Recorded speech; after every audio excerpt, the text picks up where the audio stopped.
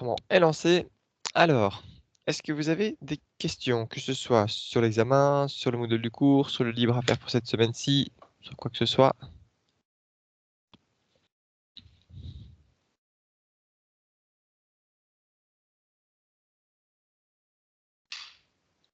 Mais pour les examens, il faut toujours attendre le conseil, non? Ouais, voilà, pour l'instant c'est un peu l'inconnu si ce sera en présentiel ou en distanciel. J'avoue que c'est quand même parti pour être en distanciel en fait. Donc on verra, mais il faut des arguments forts pour pouvoir l'organiser en présentiel et j'ai pas l'impression que pour le cours de mécanique qu'on ait assez d'arguments. Donc vous devriez savoir ça normalement fin de semaine, au plus tôt, la semaine prochaine au plus tard. Mais voilà, c'est un peu l'inconnu. Donc dès qu'on sait, on vous prévient. Mais là, je sais pas vous dire beaucoup plus que ça, malheureusement.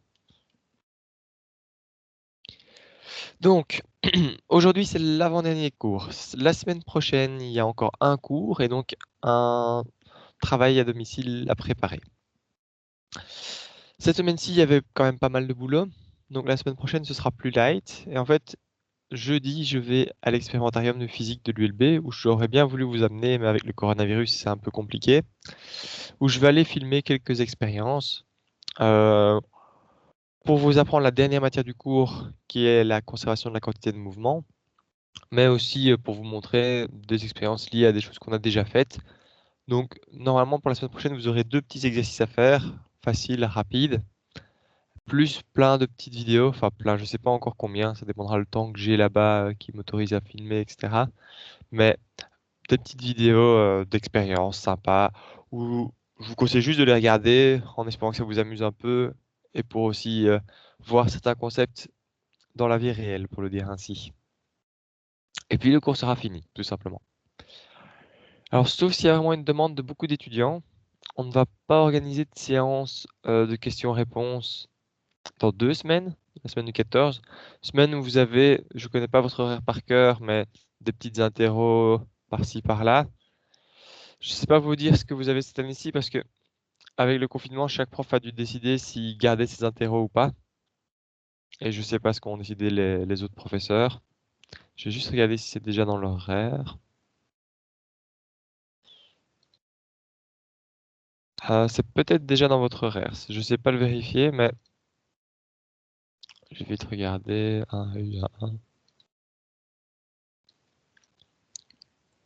Ouais, là pour l'instant, je vois juste que vous avez une interro de maths le samedi, c'est possible? Oui, oui, c'est ça.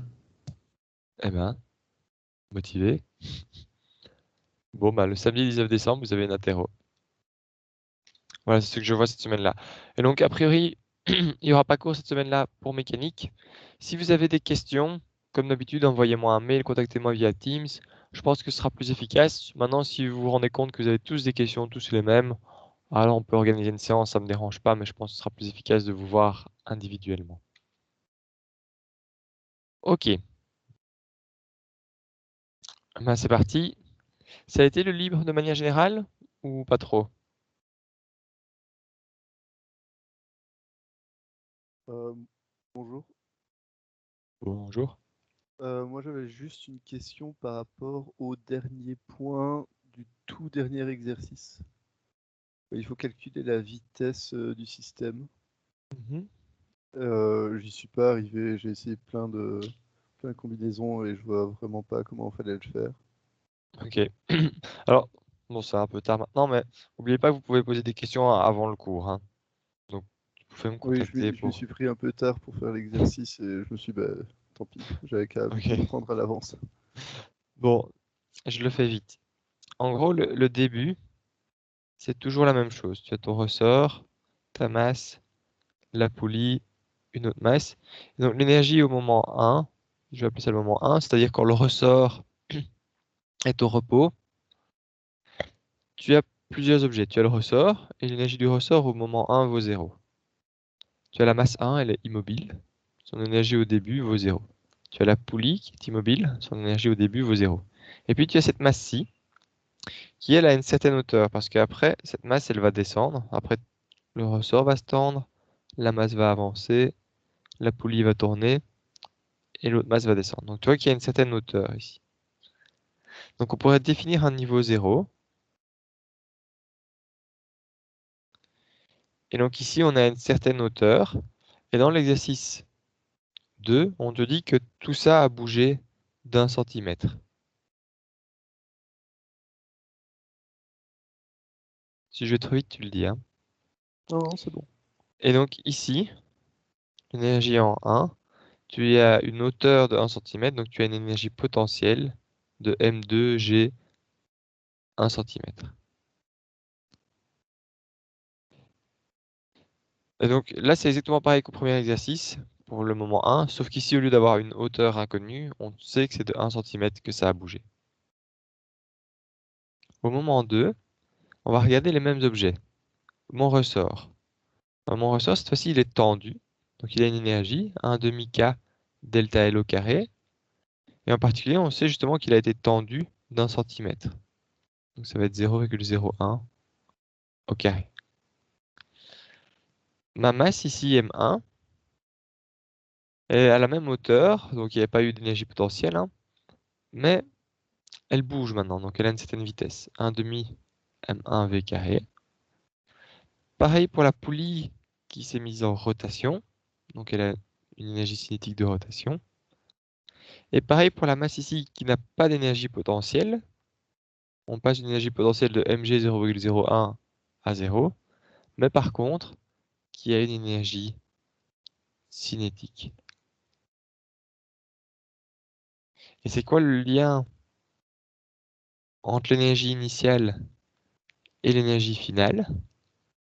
Bah, entre-temps, j'ai quand même perdu de l'énergie suite aux forces de frottement. Et aussi, suite ici à un couple résistif qui bloque ma poulie.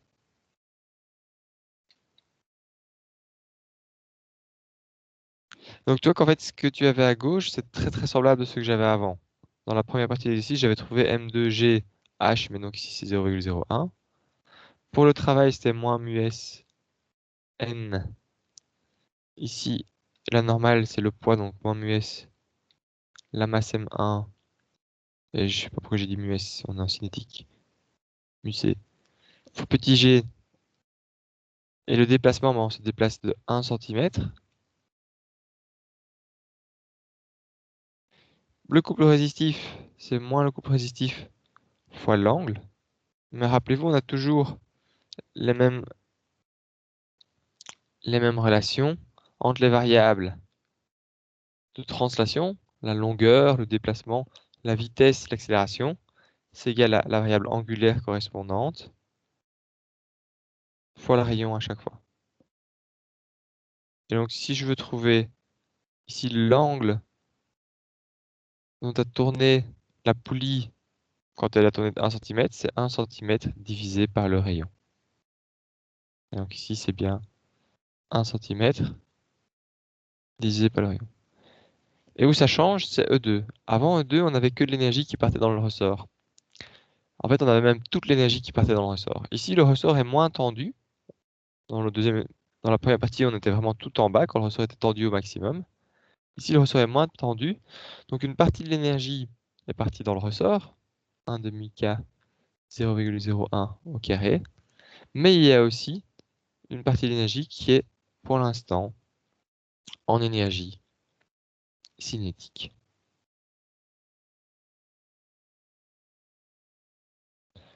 Est-ce que je peux m'arrêter là ou est-ce que tu veux que j'aille plus loin? Parce qu'après, ça revient juste, grosso modo, à remplacer et à calculer. Non, non, c'est parfait, merci beaucoup. Ça va? Ok, Merci. super. Voilà. Alors, bon, il y a une question d'expérience aussi, mais en soi, l'énergétique, c'est quasi toujours la même chose. C'est repérer deux moments. Regardez dans mon système, j'ai quoi comme objet? J'ai un ressort, j'ai une masse, j'ai une poulie. Et regardez l'énergie de chacun de ces objets au moment 1, puis de chacun de ces objets au moment 2. Et puis après, de regarder si j'ai conservation de l'énergie, E1 égale 2, ou s'il y a des travaux qui rentrent en compte, et alors on les fait rentrer en compte. Voilà. Alors, ceci, typiquement, je peux pas faire un exercice qui fait rentrer plus de choses en compte, sauf si j'avais décidé d'être sadique jusqu'au bout. La seule manière de rendre cet exercice plus compliqué, entre guillemets, ça aurait été de le faire sur un plan incliné.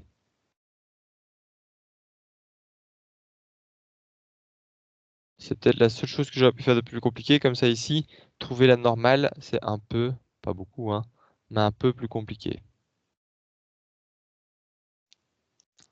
Mais en soi, voilà, là, on a mis tout ce qu'on connaissait. Les ressorts, l'énergie potentielle, cinétique de rotation.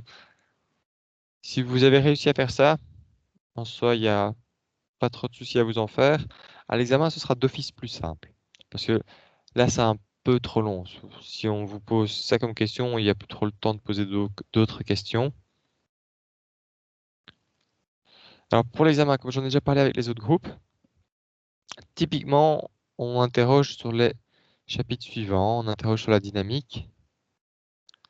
On interroge sur la statique. On interroge sur l'énergétique. Sur la cinétique. Et ce qu'on va voir un peu aujourd'hui et certainement la fois prochaine, la quantité de mouvement. Enfin, je vais appeler ça les collisions. Alors, comme vous voyez, si je veux poser une question sur chacun de ces points, c'est pas gagné. Surtout si on est en oral. Comme je dis, si c'est en oral, ça va plutôt durer 20 minutes l'examen. Poser des questions là-dessus en 20 minutes, ça va être compliqué. Donc très souvent, ce qu'on fait, c'est qu'on choisit, parce qu'on a envie de vous interroger un peu sur tout, des longueurs d'exercice. Et donc, c'est important que vous soyez capable de résoudre des exercices aussi longs, compliqués, avec une mise en problème. Et donc, imaginons que pour janvier, on décide que ce soit celui-ci qui soit long. Ça veut dire qu'on fera les autres courts, par exemple. Mais ça, vous pouvez pas le savoir avant l'examen. Et honnêtement, on le sait pas non plus nous-mêmes. On n'a pas de règles. C'est plus en fait en fonction de nos envies du moment, d'idées d'exercice qu'on a eues. C'est tout à fait possible qu'on vous mette par exemple le même en énergétique, celui-ci qui soit long. Et alors du coup, on met les autres courts. Mais c'est plus ou moins comme ça que ça va se passer. Comme ça, on vous interroge sur chacune des matières et on vérifie aussi en même temps si vous êtes capable de faire des exercices un peu plus longs. Si c'est à l'oral, il faut bien gagner du temps. Et une manière très simple de gagner du temps à l'oral, c'est par exemple comme ici, de m'arrêter après avoir fait la mise en équation. Ce qui m'intéresse le plus en physique, c'est que vous soyez capable de repérer les énergies et de m'écrire ceci. Et donc, une fois que vous m'avez écrit ces 3 points, je pense qu'à l'oral, je m'arrêterai pour passer à une autre question, parce qu'on n'a que 20 minutes. Et donc, oui, à l'oral, il y aura moins de résolution mathématique. Par contre, vous aurez en contrepartie moins le temps pour vous poser, reposer la question. Ah, mais je vais réanalyser le problème pour revoir l'énergie 1. Et donc, au final, je pense que ça devrait bien s'adapter. Ok, bon. On va voir si vous avez bien compris les ressorts. Donc ici, l'exercice 9, c'est un saut à l'élastique. Vous avez quelqu'un sur un pont.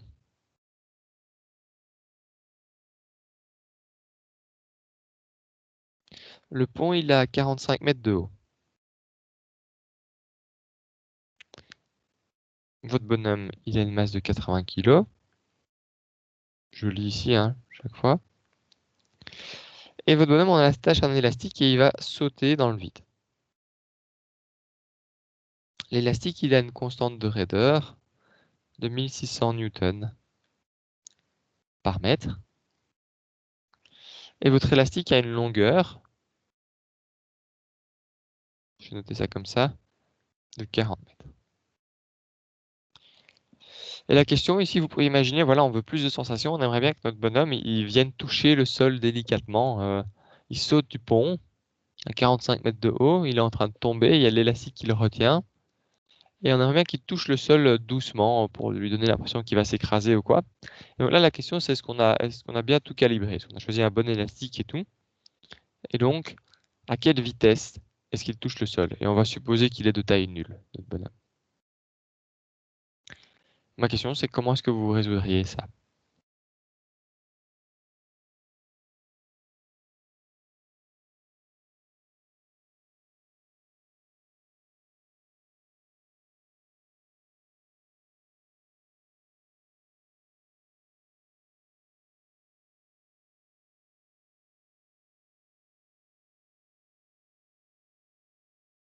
Vous pouvez juste réexpliquer l'énoncé, s'il vous plaît. Ça marche. Si jamais, c'est ça, hein. Et donc ici, je saute d'un pont de 45 mètres de haut en étant attaché à un élastique. J'aimerais bien savoir, sachant que mon élastique il fait 40 mètres de long, que mon pont fait 45 mètres de hauteur, j'aimerais bien savoir à quelle vitesse je touche le sol.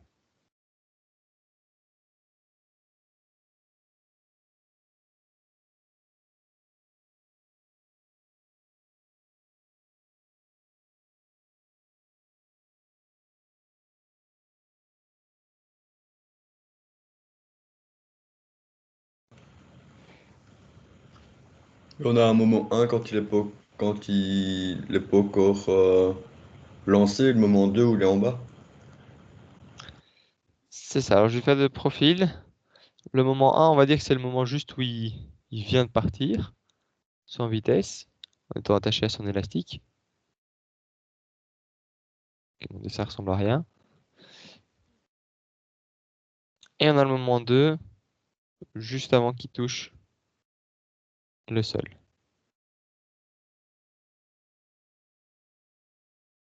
Vu que son élastique est de 40 et la hauteur de 45, est-ce qu'il va toucher le sol normalement?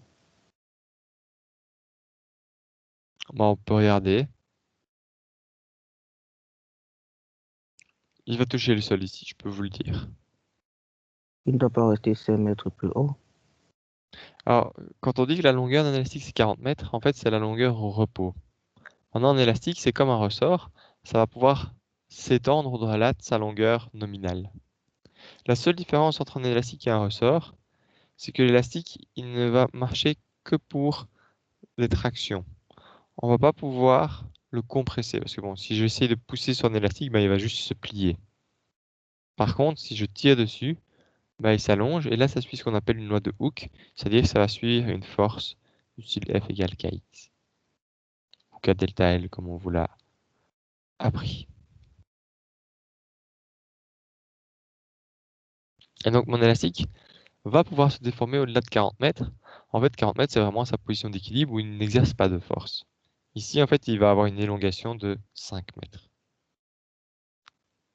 Et donc que vaut mon énergie au moment 1?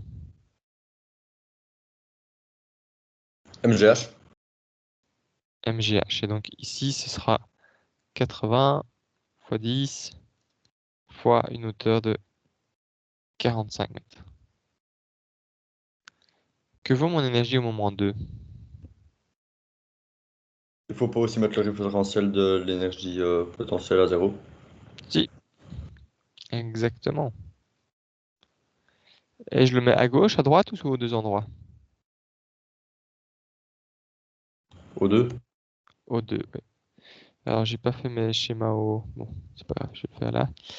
Ça doit être la même référence pour les deux. Les fois où on peut choisir des références différentes, c'est quand on considère des objets différents. Mais ici, on considère toujours le même bonhomme. Et donc, si je dis que j'ai MGH à gauche ici, alors mon énergie potentielle, elle vaut 0 à droite. Jamais oublier ça, que mon énergie potentielle, elle est liée entre mon moment 1 et mon moment 2 pour le même objet. Ok, donc je sais que j'ai une énergie potentielle de 0. Ça veut dire que cette énergie, elle s'est convertie en quelque chose. Elle s'est convertie en quoi? Élastique et cinétique. Élastique et cinétique. Donc élastique, ça va être un demi-K. Et mon élongation, c'est quoi du coup?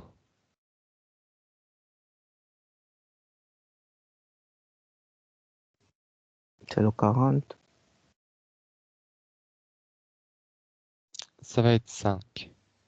Mon élastique, en fait, jusque 40 mètres, il est à sa taille normale. Il n'est pas étiré. Il n'exerce pas de force. Et quand je vais jusqu'à 45 mètres, bah là, je vais commencer à le tirer beaucoup trop. Et donc là, il va m'exercer une force. Tu vois ça? J'ai mon exercice qui fait 40 mètres de base. Si j'essaie de l'étirer plus, alors là, il va commencer à m'exercer une force de rappel dans l'autre sens.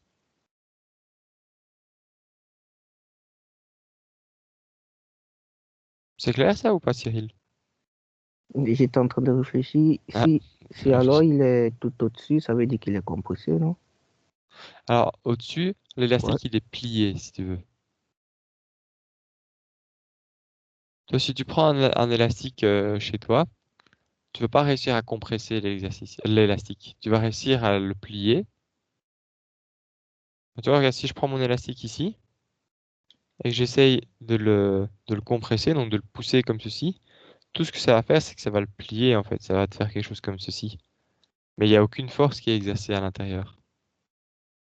Et il atteint sa position d'équilibre lorsqu'il a 40, c'est ça. C'est ça. En fait, l'élastique, quand tu le plies comme ça, il fait toujours 40 mètres. C'est juste que les 40 mètres sont répartis dans une forme bizarre. Le seul moment où l'élastique devient plus long, qu'il change de taille, c'est quand on l'étire. Au début, en fait, mon élastique, c'est... Si j'essaie de représenter ça un peu mieux, mon bonhomme, il est là. Et il est attaché par un élastique qui est sans doute enroulé comme ça sur le côté pour être sûr qu'il se déroule bien. Et quand il va sauter, ça va se dérouler, se dérouler, se dérouler, jusqu'à arriver à 40 mètres où il sera complètement déroulé. Et où là, tout d'un coup, et donc jusqu'à 40 mètres, c'est une chute libre. Mon élastique ne me retient pas. Et puis les 5 derniers mètres, mon élastique va commencer à se tendre, se tendre, se tendre, se tendre et me ralentir de plus en plus, puisqu'il va exercer une force de plus en plus grande, puisqu'il va être de plus en plus tendu. C'est clair ou pas trop? Non, ça va. Ça va? Ouais. En fait, monsieur, vous avez juste fait les 45 moins les 40. C'est ça. Ok. Donc ouais, je peux le faire comme ceci. Ici, j'ai une hauteur de 45 mètres. Ce qui veut dire que jusque-là, mon élastique n'est pas tendu. Et ça veut dire que ici, il me reste 5 mètres, donc 45 moins 5, moins 40, où l'élastique va devoir se tendre pour arriver jusqu'en bas.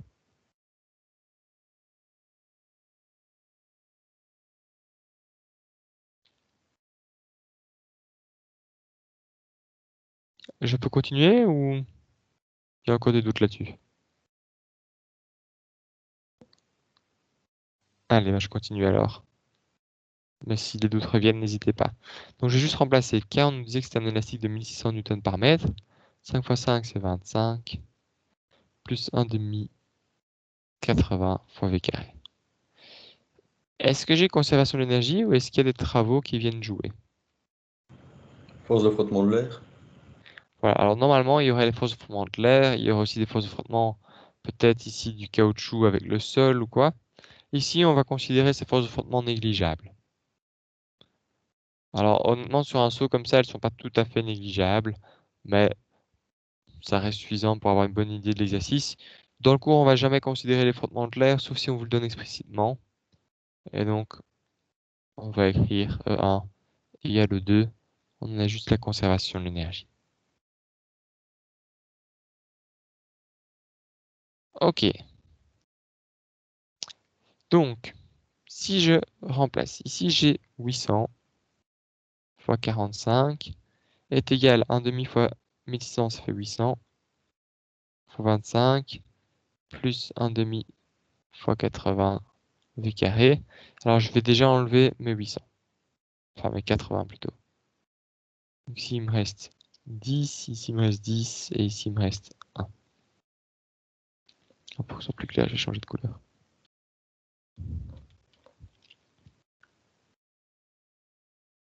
Je disais donc ici il me reste 10, je divise par 80, il me reste 10, il me reste 1. Et donc, je vais avoir 450 moins ce terme-ci, donc 250, est égal à 1 demi V carré. 450 fait 200. Si le 1 demi change de membre, ça me fait 400 égale V carré. Et place. Hop, je vais remonter un tout petit peu comme ça. J'écris tout ça sur un slide. Donc, 450 moins 250 égale 1 demi V carré, ce qui fait 400 égale V carré, et donc V égale 20 mètres par seconde. Parce que 20 au carré, ça fait 400.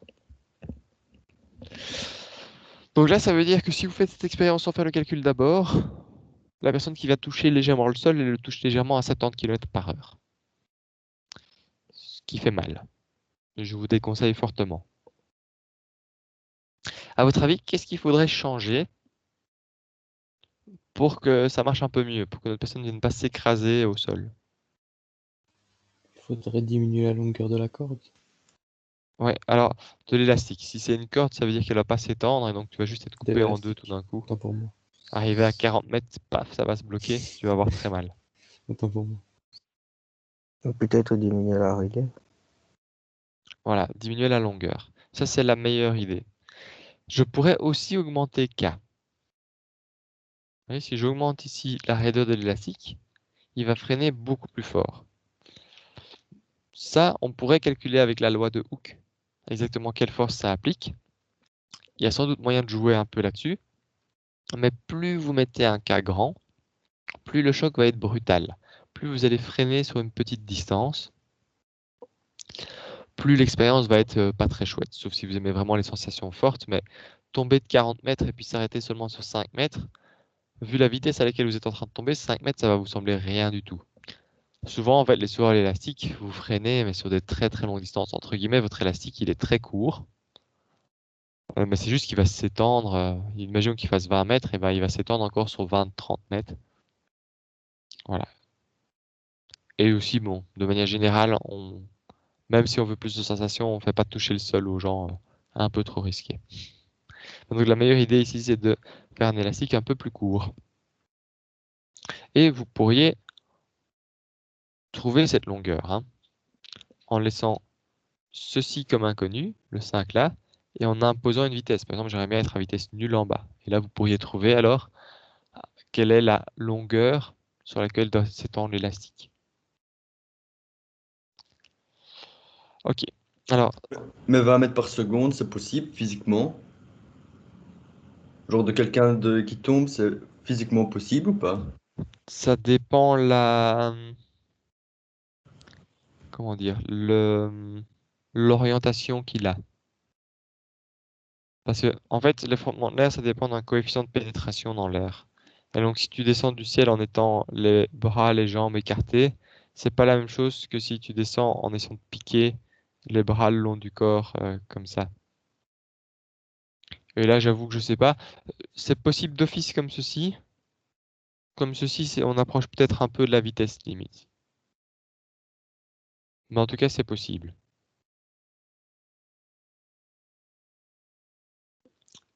Maintenant, il faudrait que je calcule exactement. Ça fait longtemps que j'ai plus fait ce genre de calcul.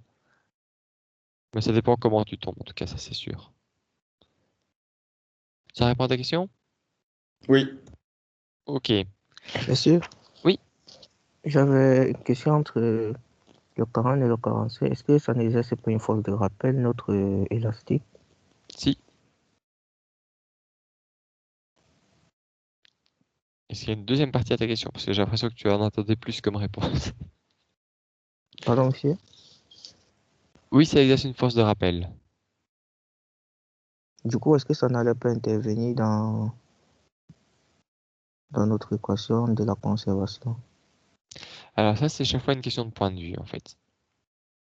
Ce qui se passe, si je prends ici mon bonhomme, on va dire à cette hauteur-là, pour un peu fixer les idées. Enfin, non, un peu plus bas. Allez, je vais le prendre ici tout en bas. Zut.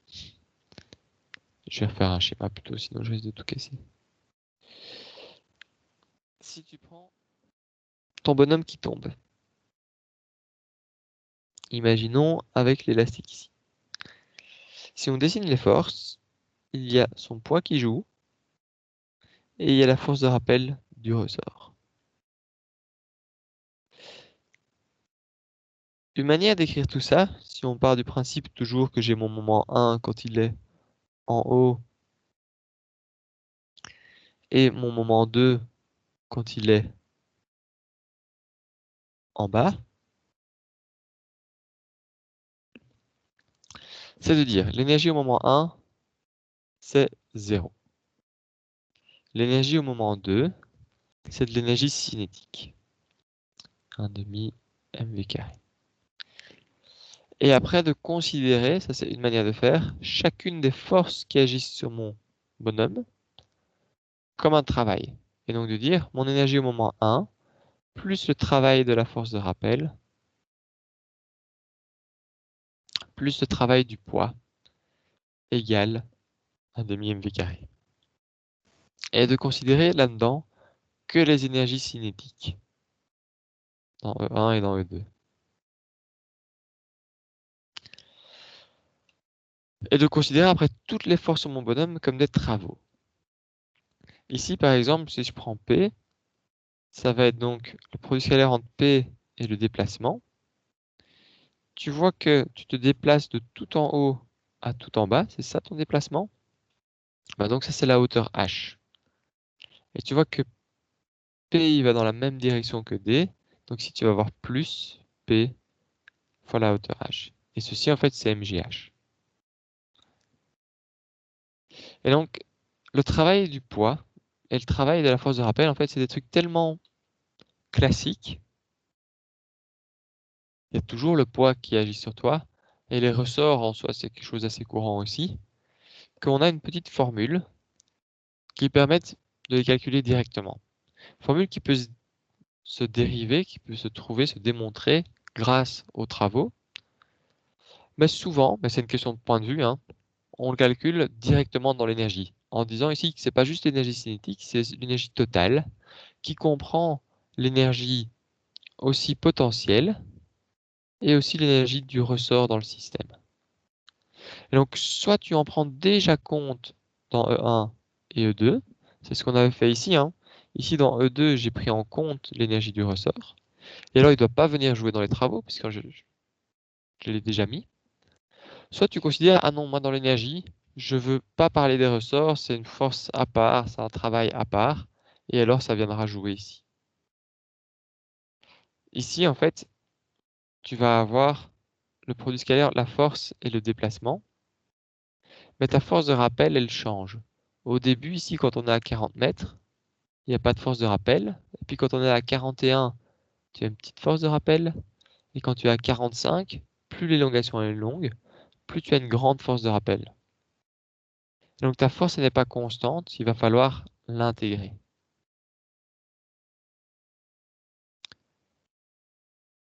Et K et F, c'est la loi de Hooke, donc c'est Kx dx. Et si je simplifie ça très rapidement, le K il sort, et j'ai donc x dx ici. Et ça, c'est quelque chose que vous connaissez si vous avez déjà vu les intégrales. L'intégrale de x, c'est x carré sur 2, et on retrouve la formule de l'énergie du ressort.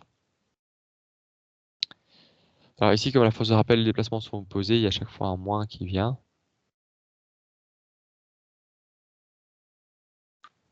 Voilà.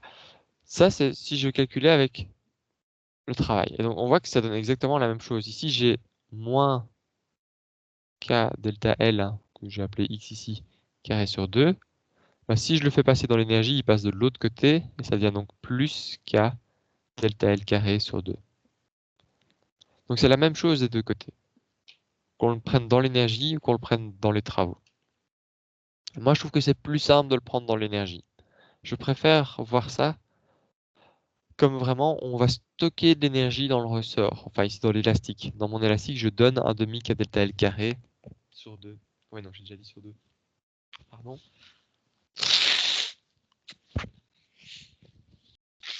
Dans mon ressort, je stocke de l'énergie. Mais il y a aussi moyen de se dire, j'avais un bonhomme, tiens, c'est bizarre, il n'a pas converti toute son énergie potentielle en énergie cinétique. Comment ça se fait? Ah oui, bah, j'ai perdu de l'énergie, il y a eu un travail, et cette perte d'énergie, elle est partie quoi? Dans le ressort. C'est clair un peu les deux points de vue, qui sont tous les deux équivalents, hein? Oui. Donc le plus important, c'est que vous ne mélangiez pas les deux. Si jamais tu as vraiment envie de voir ça comme un travail, tu peux, ça ne me dérange pas du tout. Mais alors surtout, tu ne dois pas avoir cette énergie de ressort qui vient jouer ici. Si par contre, toi tu le vois dans l'énergie, bah alors il ne faut pas tenir compte du travail de la force de rappel parce qu'elle est déjà prise en compte dans les énergies. Une autre manière un peu de le voir, c'est en fait ce qu'on appelle le système. Soit tu considères que ton système, c'est ton bonhomme. Et donc l'énergie du bonhomme, ce qui va aller en E1 et E2, il n'y a pas de ressort dedans. Donc il n'y a pas de raison de parler tout d'un coup d'énergie de ressort. Par contre, ici, ce que j'ai fait instinctivement, c'est que j'ai considéré que mon système, c'était un élastique plus le bonhomme. Et donc à tout moment, mon énergie, je vais appeler ça EB pour bonhomme, l'énergie au moment 1, c'était l'énergie du bonhomme plus l'énergie du ressort, enfin de l'élastique dans cet exercice.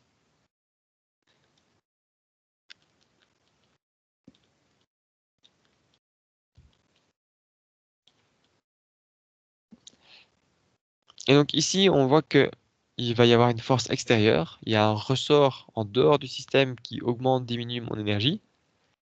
Ici, il n'y a pas de force extérieure, il n'y a pas de ressort extérieur, mon ressort il fait partie du système, il va prendre une partie de l'énergie. Ça, c'est une autre justification sur les deux points de vue.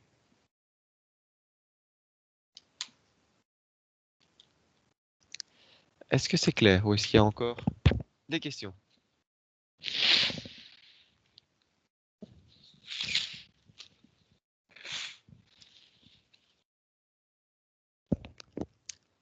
Pas de réponse, bonne réponse? Ça va pour moi, hein.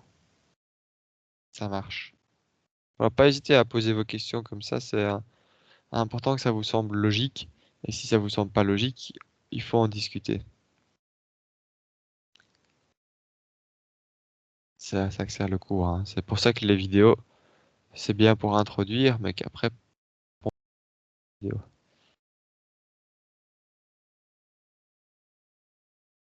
Tiens, vous avez pensé quoi des vidéos de cette semaine-ci? Il y a des groupes qui ont dit que c'était moins clair que d'habitude. Et du coup, j'hésite à les retourner pour l'année prochaine, mais j'aurais bien voulu avoir votre avis aussi. Pour moi, ça allait.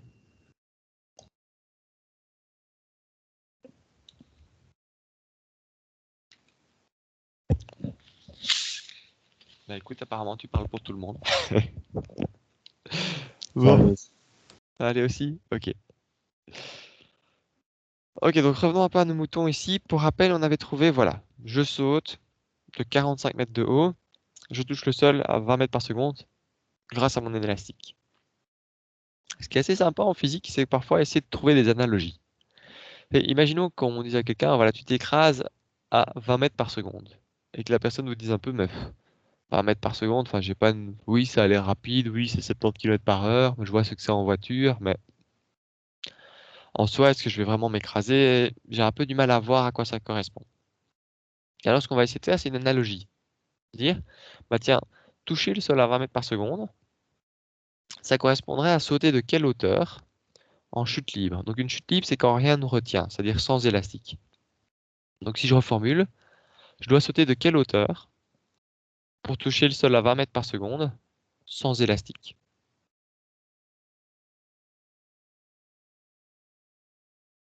Est-ce que vous avez une idée de comment faire ça?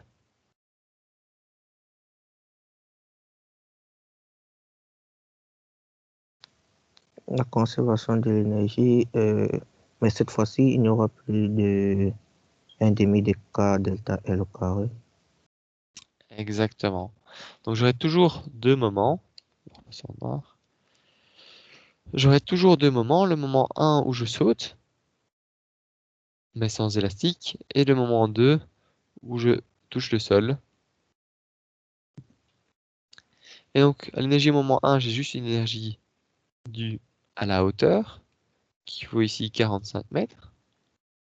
Et au moment 2, j'ai juste de l'énergie cinétique. Il n'y a plus de ressort qui vient prendre une partie de cette énergie, ou il n'y a plus de travail de force de rappel dans laquelle je perds aussi une partie de mon énergie. Et j'ai bien conservation de l'énergie, sauf s'il y avait des forces de frottement, et donc j'ai MGH égale 1/2 mv carré. Ici, je cherche la hauteur à laquelle correspond quand on arrive à 20. Ici, j'ai 20 carré et ici, j'ai MGH. Je vais simplifier les M. G, c'est 10. H, c'est inconnu. 1 demi, 20 au carré. Si je fais passer le 2 de l'autre côté, j'ai 20H égale 20 au carré. Et donc H est égal à 20 mètres. Alors ici, c'est un hasard que les chiffres tombent comme ceci. Mais si je touche le sol à 20 mètres par seconde, ça veut dire que j'ai sauté de 20 mètres.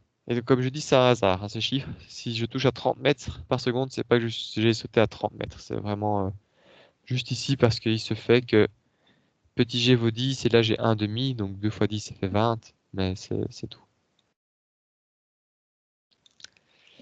Voilà, et ça parfois ça parle un peu plus aux gens que de dire tu tomberas à 70 km par heure. Ouais, mais à mon avis tu te casses une jambe ou deux. Si tu fais un crash à 70 km à l'heure, ça fait mal, mais normalement, si tu as quand même un peu de chance. Sauter de 20 mètres, je pense qu'il n'y a personne qui discute. Sauter de 20 mètres, ça fait mal. Je déconseille. Voilà, grâce au cours de physique, vous savez que c'est pas une bonne idée.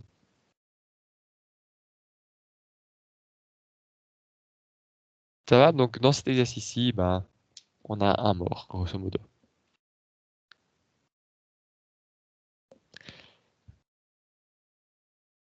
Est-ce que ça va cette partie-là?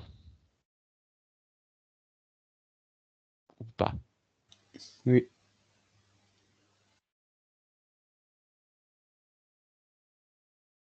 Alors, j'aimerais bien avec vous faire un tout petit peu de réflexion sur ce genre de calcul d'équivalence. Un jour, on m'a posé une question dans un club de sport. L'idée, c'était, je tiens une balle de 10 kilos.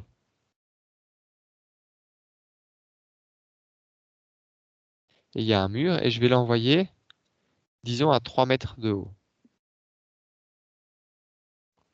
Et là, la question un peu du coach sportif, c'était, je sais bien physiquement que c'est plus dur de rattraper une balle qui tombe de 3 mètres de haut, qui pèse 10 kilos, que si je devais juste la tenir comme ça dans mes mains. Mais il se demandait à quel point c'est plus dur. Est-ce que c'est 10 fois plus dur? Est-ce que c'est un peu plus dur? Ben là, vous pouvez le faire tout de suite avec l'énergétique. Ici en haut, ma balle, c'est son point le plus haut, donc elle a une vitesse nulle. Donc son énergie, si elle est à 3 mètres de moi, je ne vais pas mettre 3 mètres de hauteur, mais juste à 3 mètres de moi, son énergie, c'est mg, bon, je vais le faire simple, mg3. Et puis quand elle arrive ici, elle est partie en énergie cinétique. Donc l'énergie de ma balle, c'est devenu 1 demi mv carré. Mais moi, pour la freiner, je vais devoir exercer une force, qui n'est pas nécessairement une force de frottement, hein, ça va être la force dans mes muscles, etc. Mais je vais devoir exercer une force. Et donc je vais devoir exercer un travail pour arrêter cette balle. Un travail qui va être égal à la force fois la distance sur laquelle je l'arrête. Et dans cet exercice, c'est beaucoup plus dur d'arrêter net la balle. Et ce qu'on fait en fait, c'est qu'on l'amortit en s'accroupissant. Alors là, vous me demandez de faire beaucoup trop des beaux dessins, mais en gros, je vais plier les jambes pour l'amortir. Imaginons que je l'amortisse sur 1 mètre. Donc ça veut dire que mon énergie de départ, mg3, je vais l'arrêter avec une force sur 1 mètre. Et donc je vois que la force que je dois appliquer, c'est mg3 divisé par 1. Sachant que ma balle, si je dois juste la tenir, si je la tiens sans rien faire, sans qu'elle ait de vitesse ni rien, ben la seule force qu'il y a dessus, c'est son poids et moi qui la tiens. Je vais appeler ça la normale, entre guillemets. Et donc le poids de la balle, c'est mg. Et donc là, vous voyez que la force que je dois exercer pour arrêter la balle, si je la monte à 3 mètres, elle est 3 fois plus grande. Ici, au final, ma force est 3 mg, alors que là, c'était juste mg. Et ça, c'est le genre de petites choses où l'énergétique, c'est super pratique. Si j'avais dû commencer à faire de la dynamique, j'aurais trouvé une accélération, j'aurais trouvé une force pour vaincre cette accélération, mais j'aurais dû trouver la distance sur laquelle je dois faire cette accélération, mais pour trouver la distance, j'aurais dû faire de la cinématique pour dire je l'arrête sur 1 mètre. Alors qu'avec l'énergétique, ça prend, je sais pas combien de temps j'ai pris, mais 2 minutes peut-être. Voilà. Et ce qui est chouette, c'est qu'il y a moyen un peu aussi de vite jouer avec ça. Je la lance plus haut, à 4 mètres, ah ben, il me faut 4 fois plus de force pour la ramasser en bas. Tiens, j'ai envie de l'arrêter pas sur 1 mètre, mais je vais l'arrêter plus net pour gagner du temps, par exemple, sur un demi-mètre. Bah, si je l'arrête sur un demi-mètre, ma force doit faire x2, donc au total, j'arrive ici à 8 fois plus d'effort. Et donc il vaut mieux l'amortir sur un long mouvement si on veut se fatiguer moins. Et ainsi de suite, et ainsi de suite, et ainsi de suite. Bon, encore une fois, il y a tout ce qui est la physiologie. Si je plie les jambes, je peux plus employer le bas du corps, qui est souvent plus fort que le haut du corps. Et voilà, après, il y a la biologie, de l'anatomie. Mais ça donne déjà une première idée de ce qui se passe. De dire à quelqu'un, ah, lance moins haut, est-ce que ça veut dire que c'est vraiment beaucoup moins d'effort? Et ça peut aller dans l'autre sens aussi. Si vous vous demandez, tiens, mais j'ai ma balle ici, je suis accroupi, et je veux la relancer. Ça veut dire que là, je vais me relever d'un mètre. Donc, je vais faire un travail sur un mètre en exerçant une force pour l'envoyer là. Et là, vous voyez que la force pour l'amortir et la force pour la relancer, ben, ça doit être la même en fait. Puisque vous allez devoir refournir un travail qui donne une énergie cinétique qui va lui permettre de remonter à une certaine hauteur. Donc l'énergie pour l'amortir et l'énergie pour la lancer est a priori la même. Après, il y a d'autres choses qui rentrent en compte, l'élasticité des muscles, ce qui fait que si vous redescendez dynamiquement en bas, vous remontez plus facilement en haut. Là, il y aurait moyen d'employer des trucs de ressort, etc. Mais voilà, ici c'est juste un petit exemple d'un jour une question qu'on m'a posée. Je trouvais qu'il faisait un beau petit exercice pour le cours. C'était clair ce que je viens d'expliquer ou pas du tout? Sûr. Sûr. Oui. S'il arrêtait la balle nette sans faire de descente de mètre, est-ce que son travail il allait être nul? Alors, tu seras jamais arrêté sur 0,0. Tu vas peut-être arrêter sur quelques centimètres ou quoi. Et alors, tu vois ici, tu vas avoir 0 par exemple, 0,01 pour 1 centimètre. Et donc, tu vois que ton travail devient très très grand. Enfin, pas ton travail. Ta force devient très grande pour finir le même travail. Tu vois ce que je veux dire ou pas? Oui, ça va. S'il n'y a pas le cas où ça peut arrêter à 0, ça va. Alors, physiquement, c'est impossible. Il va toujours te falloir un petit déplacement. Et plus tu vas vouloir l'arrêter net, plus il faut une grande force. C'est ça qui est très impressionnant dans les films de super-héros, hein, où ils arrêtent des voitures nettes. Tu vois que ça fait des gros dégâts, mais en fait, il faut une énergie énorme pour faire ça. Parce que déjà, si tu l'arrêtes sur 1 centimètre ou 10 centimètres, toi, tu vas te dire que 10 centimètres, c'est pas une grande différence, mais il faut une force 10 fois plus élevée pour y arriver. Hein. Alors, il y a un moment où tu peux arrêter les choses nettes, mais alors à ce moment-là, c'est ce qu'on va voir après, c'est les collisions. C'est-à-dire, par exemple, si la balle, tu la rattrapes pas, mais qu'elle vient taper le sol, il va pas descendre d'un mètre pour l'arrêter. Mais alors là, tu vas avoir un rebond, simplement. Et donc, ça, ce serait si tu avais une collision. Là, il faut vraiment imaginer que tu viens prendre tes mains de part et d'autre de la balle et que tu viens l'arrêter d'un coup. Et pour réussir à l'arrêter sans bouger ou en faisant un mouvement que d'1 centimètre, il faut une force vraiment, vraiment incroyable. Ça dépend aussi de la masse. Si j'avais une petite masse, je pouvais ne pas bouger. Non? Là, exactement. Tu vois que l'énergie que tu dois arrêter, c'est mg fois la hauteur. Et donc, moins elle tombe de haut et plus sa masse est petite, plus ce sera facile de l'arrêter net. Ou quasi net, du moins.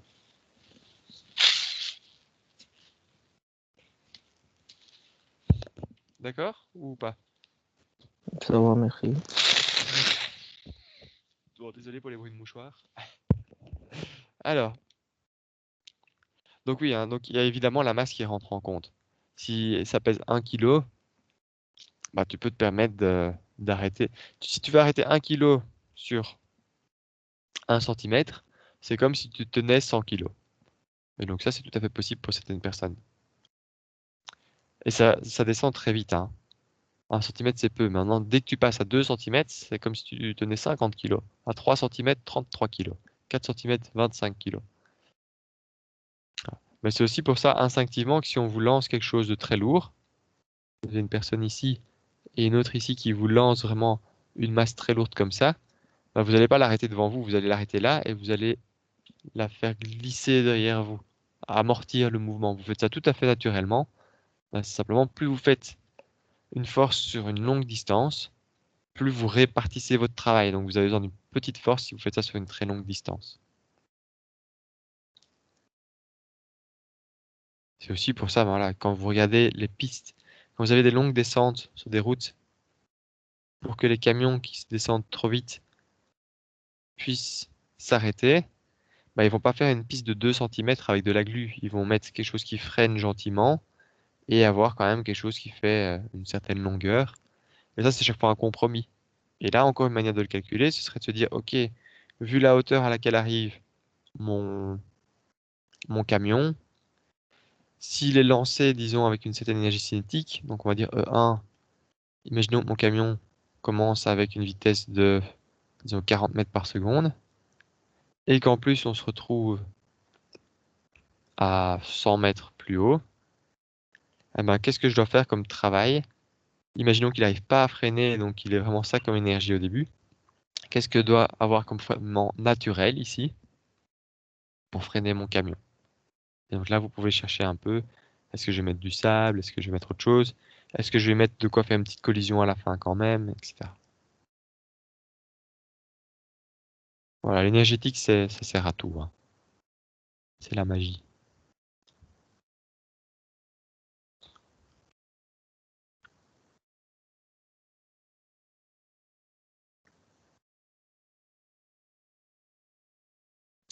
Est-ce qu'il y a des questions encore là-dessus ou est-ce que j'avance?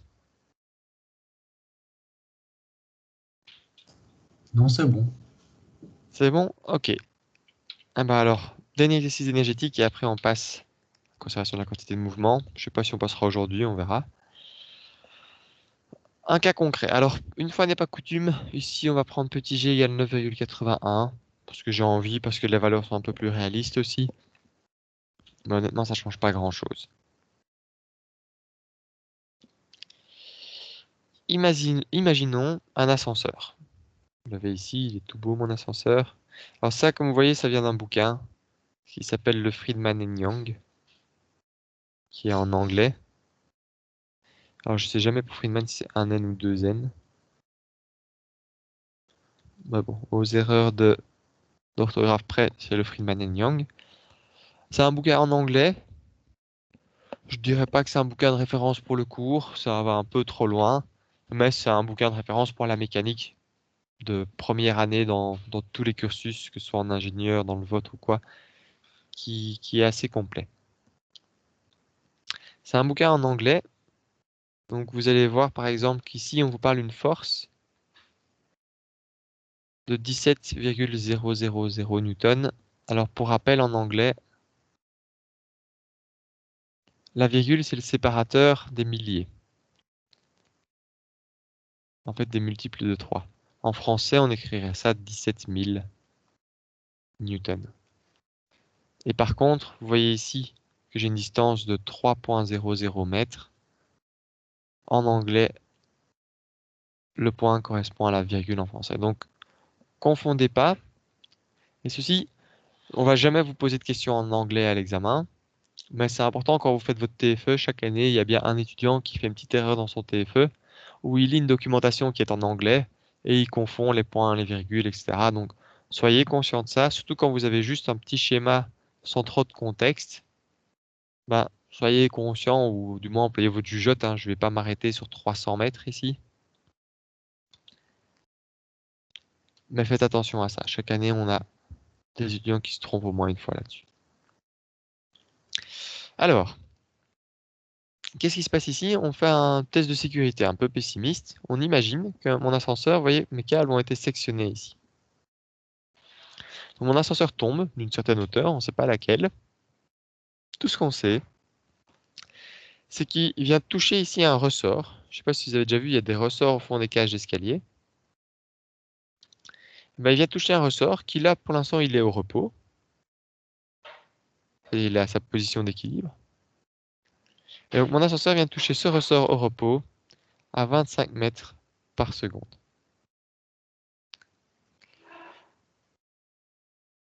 Ce ressort va se compresser pour arrêter l'ascenseur. Vous voyez qu'une fois que le ressort s'est compressé de 3 mètres, j'ai ici une vitesse nulle. Et pour aider le ressort, j'ai aussi une force de frottement ici de 17 000 newtons. Donc j'ai un ascenseur de 2 tonnes qui descend à 25 mètres par seconde, qui touche mon ressort, qui se compresse de 3 mètres pour arrêter l'ascenseur, le tout avec des forces de frottement. La question qu'on vous pose, c'est pour que ça marche, ça, de s'arrêter sur 3 mètres, quelle doit être la constante de ressort ici, K? La constante de raideur, pardon, de votre ressort, K.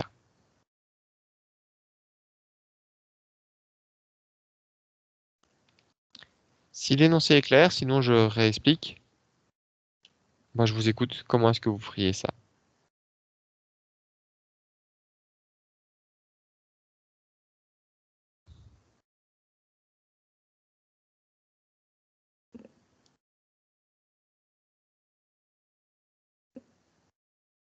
Calculer l'énergie avant et après, non?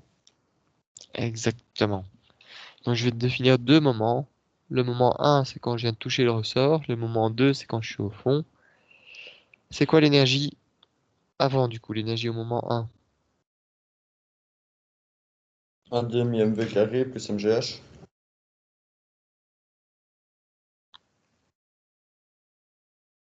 Ok, et ça va être quoi, H?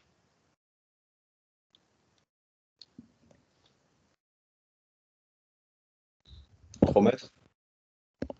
3 mètres. Donc, ça veut dire que mon niveau 0, si je vous suis bien, il va être ici. Vous êtes d'accord avec moi? Oui. Parfait. Donc, mon énergie, ça va être 1 demi. M, alors V1, on voyait que c'était 25 mètres par seconde. 25 au carré, plus mg fois 3. Mon énergie après, qu'est-ce qu'elle vaut?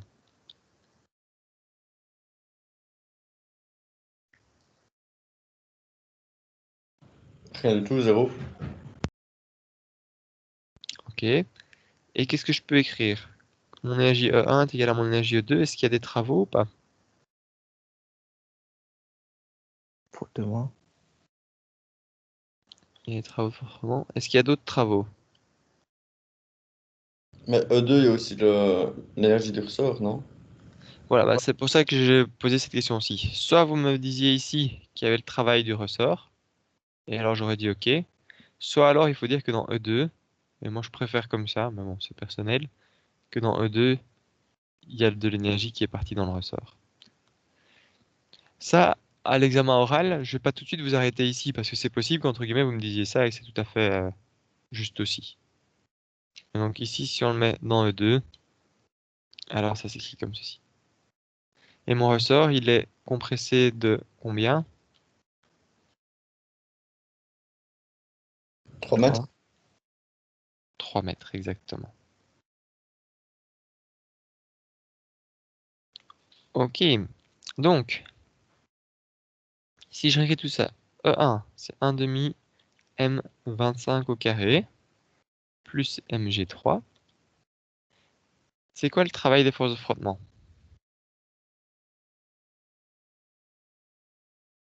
La Moins la force sur la force de distance. déplacement. Ok, et c'est quoi la force? Ici? TMC fois L. J'ai mu C fois N. Moi, je dirais que c'est 17 000 fois la C'est distance. ça. Mais il faut un moins. Il faut un moins de fait. Donc ici, j'ai pas de normal ni rien. On vous donne tout de suite, il y a une force de frottement de 17 000 newtons. Donc on va pas savoir trouver mu C, on va pas savoir trouver N. On va juste savoir dire, j'ai une force, moins 17 000, fois une distance. J'y reviendrai après sur la distance. E2, ça vaut donc 1 demi K3 au carré. Alors, j'avais promis qu'on y revenait. On freine sur quelle distance? 3, non? 3 mètres, voilà. Pas oublier ici que le travail que je considère, c'est toujours le travail pour aller du moment 1 au moment 2. Au moment 1, mon ascenseur il est ici.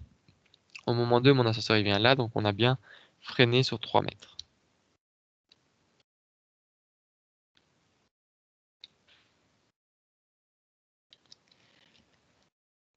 Alors moi, ce qui m'intéresse ici, c'est de vous rendre compte que quand on fait l'énergétique simple, la masse ne rentre pas en jeu. Parce qu'on a par exemple mgh égale 1/2 mv carré. Donc on peut souvent simplifier la masse. Mais ce n'est pas toujours le cas. Par exemple, vous voyez ici que dans les ressorts, la masse ne joue pas. Mon ressort, ça dépend juste de son ressort, pas de la masse qui est pendue, mais de quel point mon ressort est étiré ou comprimé. La force de frottement, ça dépend de la masse. Ici, ça ne se montre pas explicitement, mais comme vous le savez, c'est de la forme μc fois n, et donc il y a une partie de la masse qui va rentrer en jeu dans la plupart des cas. Ici, on ne sait pas combien, puisque c'est juste donné comme ça. Ok, ben là, il ne reste plus qu'à tout remplacer. Donc j'ai 1/2, ma masse est 2 tonnes. Donc je vais avoir quelque chose comme ceci. Je vais employer 9,81 cette fois-ci.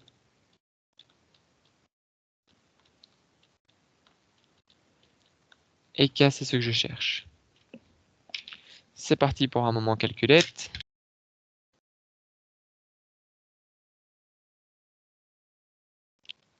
Parce que là, je connais vraiment pas ça par cœur.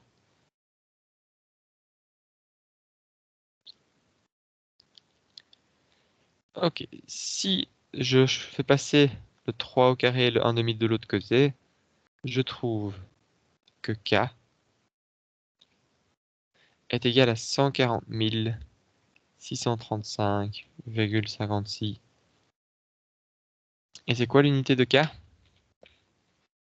Newton-mètre. Newton par mètre. Newton-mètre ou Newton par mètre? Par Par mètre. mètre. Par mètre. Hein. Ouais, bien faire attention, Newton-mètre, c'est ça. Ça, c'est... Tiens, c'est quoi comme unité, ça? De quelle grandeur? La force sur le déplacement du travail, en gros. Voilà, ça peut être soit le travail, soit ça peut être le moment de force. Et ici, j'ai aussi un mètre et un newton. Voilà, ça, c'était juste pour un petit rappel. Mais donc ici, c'est bien des newtons par mètre. Ça veut dire que chaque fois que mon ressort est tendu de 1 mètre, il exerce une force de 140 000 newtons. De 2 mètres, de 280 000 newtons, et ainsi de suite. Alors ici, j'ai donné beaucoup de virgules. Je vais faire une petite parenthèse là-dessus. Quand vous faites des longs calculs comme ceci, gardez bien, essayez de le stocker ou notez-le avec beaucoup de chiffres après la virgule dans un coin. Histoire de ne pas propager des erreurs d'arrondi au fur et à mesure de l'exercice. Par contre, si jamais on vous demande c'est quoi cette valeur en mode réponse finale ou vous voulez la mettre dans un rapport scientifique, écrire ceci n'a aucun sens. Parce que tout dépend de la précision qu'on avait. J'aimerais bien vous parler avec vous un petit peu pourquoi on a écrit ici 3,00 mètres.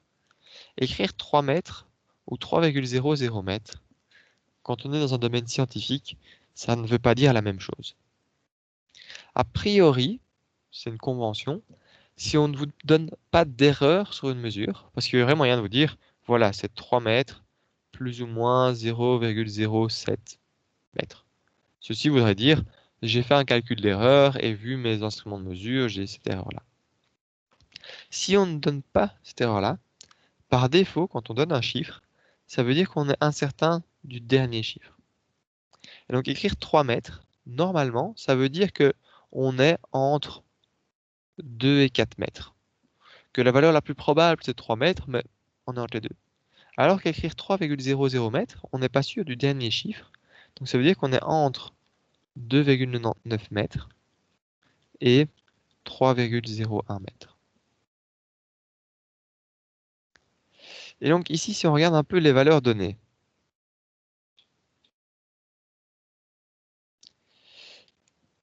ici on est précis, on va dire à 3 chiffres. 3, 0 et 0, ça fait 3 chiffres. Ici, je suis précis à 5 chiffres. Ici, je suis précis à 4 chiffres. Ici, je suis précis à 2 chiffres. Et c'est là que vient jouer le petit g. Si j'écris g égale 10, là, par défaut, j'ai une précision à 2 chiffres. Alors que si j'écris g, alors bon, il y a des bons mots pour précision à 2 chiffres, etc. Mais c'est ce qu'on appelle les chiffres significatifs. Mais ici, quand j'écris 9,81, j'ai bien une précision à 3 chiffres. Ici, j'ai une précision à l'unité. Ici, j'ai une précision au centième, pour être exact. Et donc, ça n'a pas de sens ici de tout d'un coup dire, voilà, là j'ai une précision, c'est 25 mètres, peut-être que c'est 24, peut-être que c'est 26, et puis là tout d'un coup dire, j'ai une super précision au centinewton par mètre près. Et donc, normalement, donner ce chiffre-ci, ça n'a aucun sens. Ici, vu que j'ai une précision à 2 chiffres, et quand même pour pas mal de valeurs à au moins 3 chiffres, il faudrait au moins dire que c'est 140 kilonewtons par mètre. Là, vous voyez, j'ai 3 chiffres. Ou même aller plus loin en n'en donnant que 2. J'ai 1,4 fois 10 exposant 5 newtons par mètre. Ou si vous voulez aller un peu plus loin. Alors oui, ici, pardon, j'ai oublié. Comme là, j'ai arrondi, vous voyez, si ça doit être 141, pardon, kilonewtons par mètre. Donc, soit écrire ça, ou même aller carrément plus loin.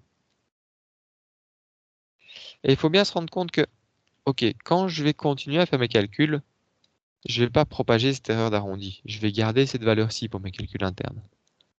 Mais par contre, dire à quelqu'un la valeur de mon ressort, si je lui donnais cette valeur-là, ça voudrait dire, oui, oui, je suis sûr, ici c'est très important, le virgule 56, ça change tout dans l'exercice. Alors qu'en fait, on n'était déjà même pas sûr si on était à 25 mètres par seconde ou 24,5 ou autre chose. Pour vous donner un peu l'idée du caractère absurde de dire ça, c'est un peu comme si vous alliez à la boucherie. Vous voyez, avec sa balance qui mesure peut-être à 10 grammes près, avec le bouger, vous disiez, OK, je vous ai mis un steak de 104 grammes,768. Le 768, enfin, sa balance, elle mesure à 10 grammes près, ça n'a aucun sens. Ça, c'est un peu ce qu'on appelle le calcul d'erreur et faire attention aux précisions. Dans le cours de mécanique, qui en fait même de manière générale à l'ESAT, on passe pas beaucoup de temps à vous enseigner le calcul d'erreur. Et donc, on accepte un peu tout. Donc, vous tracassez pas non plus avec ça. Juste essayer d'émettre des valeurs raisonnables. Et donc, moi, idéalement, je préfère ce genre de résultat comparé à ce genre de résultat-ci. Surtout dans un rapport scientifique, si vous écrivez votre TFE, commencez pas à nous mettre plein de virgules qui veulent rien dire, qui vont bien au-delà de la précision que vous avez. Par contre, c'est pas pour ça que quand vous faites vos calculs intermédiaires, il faut oublier cette valeur précise. Sinon, vous voyez ici que là, j'arrive avec une erreur qui va être de l'ordre de 1%. Ici, j'ai même peut-être une erreur qui va jusqu'à 10%. Et donc, une erreur de 1 à 10% qui se propage dans votre calcul, bah, peut-être qu'à la fin, vous allez vous retrouver avec une erreur de 20-30%. Et là, vous avez agrandi artificiellement votre erreur. Donc, si je dois retenir deux choses, si vous réemployez un résultat, prenez le résultat le plus précis possible. Maintenant, si vous devez donner ce résultat, réfléchissez un petit peu, tiens, est-ce que ça a du sens toute cette virgule, ou est-ce que j'aurais pas plus de sens d'arrondir cette valeur? Voilà, voilà. Après, il faut faire la différence avec autre chose. Pourquoi dans Moodle, on vous demande toujours 2 chiffres après la virgule? Ben, c'est pour s'arranger, pour nous vérifier que vous avez tenu un maximum de choses en compte. Parce que parfois, il y a des petites choses qu'on vous demande de rajouter qui changent quasi rien à la réponse finale. Et en fait, ça ne changerait rien d'un point de vue du calcul d'erreur. Mais nous, on a envie de vérifier, tiens, est-ce qu'il a pris en compte le moment d'inertie de la poulie? Oui, ça joue quasi pas, mais est-ce qu'il l'a pris en compte? Et pour ça, moi, je vous demande sur Moodle une valeur suffisamment précise pour voir si vous l'avez tenu en compte ou pas. Voilà, donc c'est pas matière, mais si jamais vous continuez vos études, vous allez retomber un peu sur le calcul d'erreur, donc autant vous y habituer déjà un petit peu. Et donc, est-ce que c'est clair ceci, plus ou moins? Ou est-ce que vous voulez qu'on en discute un petit peu? Est-ce que vous avez des questions?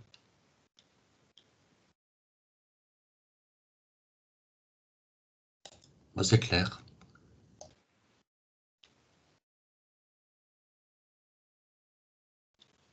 Ok, super. Bon, j'insiste, c'est une parenthèse, hein. Si vous mettez ça à l'examen, je trouverais ça très moche, mais je pourrais pas vous en vouloir. Ok. J'ai trouvé quel ressort je dois avoir. Ça, c'était la partie A de l'exercice. La partie B, J'avais passé un slide sans faire exprès. Bon, bah, tant pis. La partie B, c'est-à-dire maintenant je connais le ressort. J'aimerais bien savoir si faire cette expérience-là, c'est une bonne idée. Et donc, imaginons qu'il y ait quelqu'un dans l'ascenseur, j'aimerais bien un peu avoir une idée des forces qui vont agir sur lui. Plus mon ressort va être compressé, plus la force de rappel va être grande. Et donc, ici, on ne vous le dit pas, mais c'était un peu l'idée de cet exercice. J'aimerais bien savoir, tout en bas, à l'endroit où la force de rappel est le plus grande, donc où je suis le plus freiné, quelle est l'accélération subie par l'ascenseur? Et donc, si je suis dedans, quelle est l'accélération subie par moi quand ce ressort est complètement compressé? Donc, mon ascenseur, il était là. Il tombe, il commence à compresser le ressort. Et puis, quand on est tout en bas, le ressort est compressé de 3 mètres. Et j'aimerais bien savoir un peu c'est quoi l'accélération que je subis à ce moment-là. Ça, bon, je vais repasser maintenant. Ici, ce sera un peu plus joli. Si je cherche une accélération, d'après vous, on va être dans quel pan des chapitres du cours? On va employer quoi de la physique?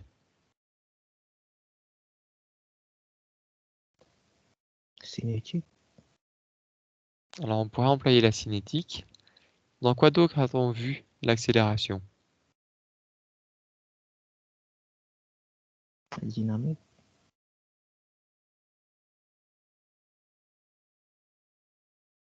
Voilà. Ça, n'oubliez pas, à l'examen, on va pas vous dire, enfin, parfois on le dit, mais a priori, on va pas vous dire, attention, ici, employez la dynamique. Vous employez ce que vous voulez pour répondre au problème. Parfois, il y a plusieurs choses possibles. Par exemple, si je veux trouver une vitesse, la vitesse, ça joue dans la cinétique ou dans l'énergétique, avec un demi mv carré. Ici, je cherche l'accélération, ça joue dans la cinétique ou dans la dynamique. À voir un peu ce qu'on veut. Ici, ce sera plus simple avec la dynamique, parce qu'en fait, ça revient juste à regarder les forces. Alors qu'avec la cinématique, il faudrait regarder, tiens, j'arrive ici avec une certaine vitesse, là ma vitesse est nulle, et donc j'ai un déplacement, il faudra trouver le temps, et grâce au temps, je pourrais trouver. Ça marche, hein. Et donc si à l'examen vous partez comme ça, je vous interromps pas. Mais ici, on va gagner un peu de temps. On va partir en dynamique. Pour trouver une accélération, la dynamique, c'est quand même souvent de loin le mieux. Et donc, à cet endroit-ci, quelles sont les forces sur mon ascenseur quand je suis tout en bas, c'est-à-dire quand ma vitesse est nulle?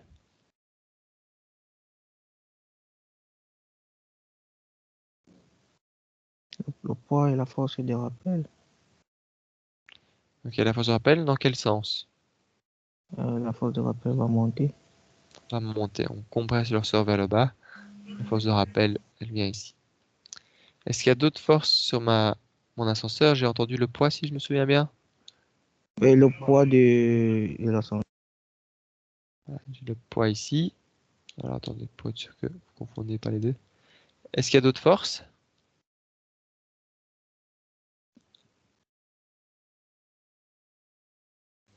Monsieur, la force de 17 000 newtons, c'est que quand l'ascenseur descend. Bah non, justement. C'est une force de frottement. Elle frotte tout le temps. Ok. Et donc, il va falloir que je la mette. Je la mets dans quel sens?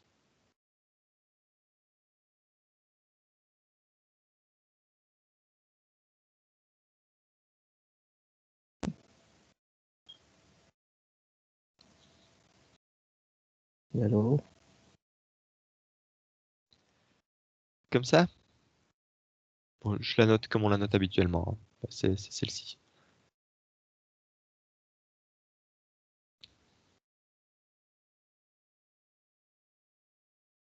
J'ai vu que le sol est comprimé totalement. Est-ce qu'il doit encore avoir des forces de frottement?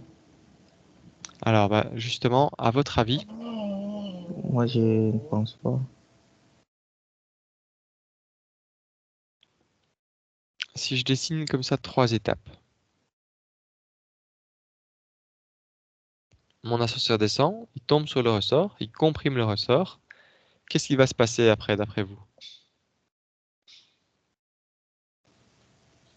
Lorsque le ressort est totalement comprimé, la seule chose qu'il doit vouloir faire, c'est de repousser l'ascenseur. Il va repousser l'ascenseur. Et donc, en fait, votre ascenseur, il va remonter. Ça va rebondir. Et donc ici, votre ascenseur, on a une vitesse 0, mais il va avoir tendance à remonter. Donc pendant toute la première partie, il descend vers le bas. Donc là, comme il descend vers le bas, il n'y a pas photo, la force de frottement va vers le haut. Quand il monte vers le haut, il n'y a pas photo, la force de frottement, elle va vers le bas. Et quand on est ici, eh ben, à cet endroit-là, on va revenir à ce qu'on faisait il y a longtemps, on a des tendances. Ici, on voit que la force de rappel, elle va d'office être plus grande que le poids. Il n'y a pas le choix, sinon on pourrait le calculer aussi, hein. Mais il n'y a pas le choix parce que si la force de rappel n'était pas plus grande que le poids, on ne rebondirait pas. Soit on serait à l'équilibre, soit on descendrait. Et donc là, rappelez-vous, mes forces de frottement, elles vont s'opposer au mouvement ou vers où irait le mouvement. Et ici, c'est un point vraiment, pour le dire comme ça, il n'y a pas vraiment le temps d'être en statique. Mon objet ne s'arrête pas vraiment. Il se déplaçait vers le bas et hop, il remonte vers le haut. Il ne va pas se bloquer tout d'un coup avec des forces statiques. Donc il y a quand même des frottements qui jouent, mais vers le bas. Et donc ici, j'ai bien une force de frottement qui s'oppose au mouvement général, même si on est à vitesse nulle. Ou si vous voulez regarder, c'est les forces de frottement qu'il y aurait si on viendrait de quitter cette vitesse nulle, si on était à 0,0001 mètres par seconde, par exemple.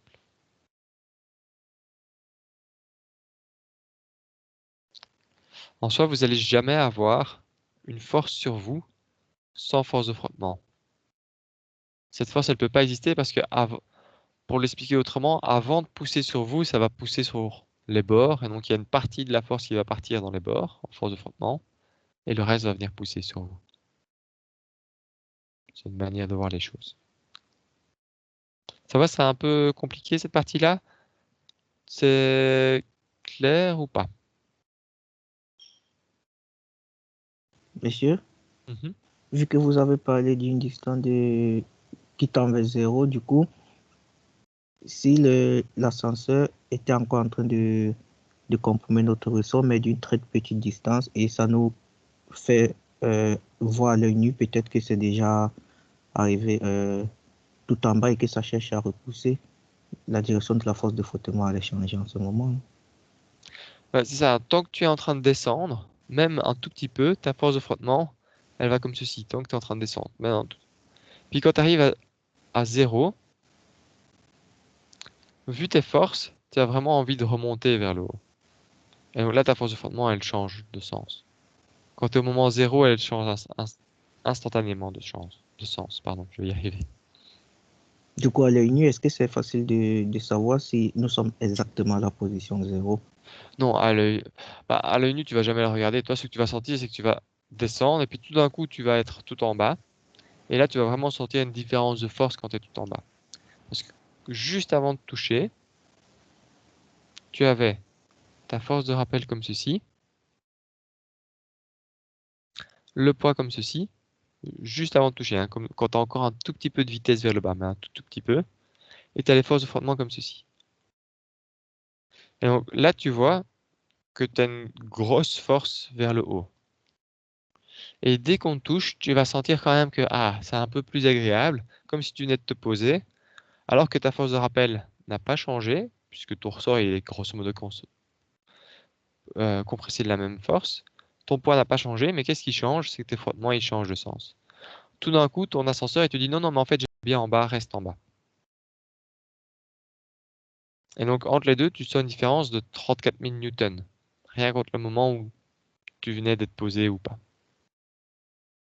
C'est pour ça qu'alors que tu n'as pas compressé plus le ressort, tu n'as pas vraiment changé de vitesse, rien que ce changement de sens, tu vas sentir que tu es beaucoup moins écrasé.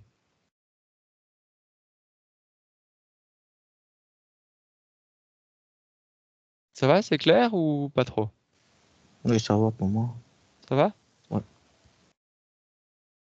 pouvez Ouais, ok. Et donc ici, la loi fondamentale de la dynamique, c'est la somme des forces est égale à ma. Ce qui veut dire que si je choisis mon système d'axe Y comme ceci, je peux écrire comment mes forces selon Y?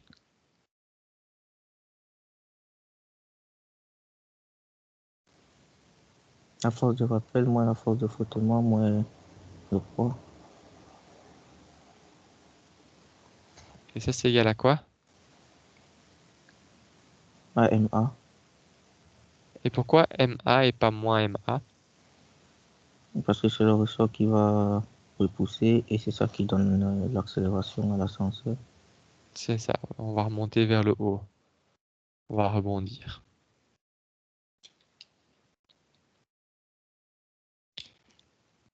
Ok, alors ma force de rappel, qu'est-ce qu'elle vaut?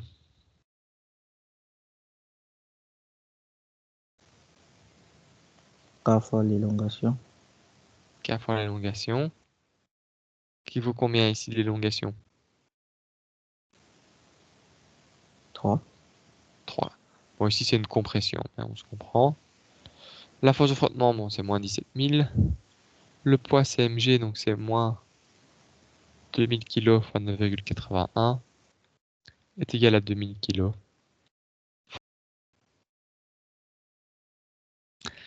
Ceci, alors là, vous voyez que dans K, je vais remettre la valeur que j'ai enregistrée sur ma calculette avec tous les chiffres après la virgule.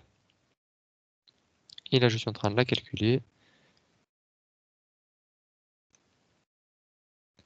Et je tombe sur 192,6. Et alors là, encore une fois, hein, est-ce que ça a vraiment du sens de donner le virgule 6?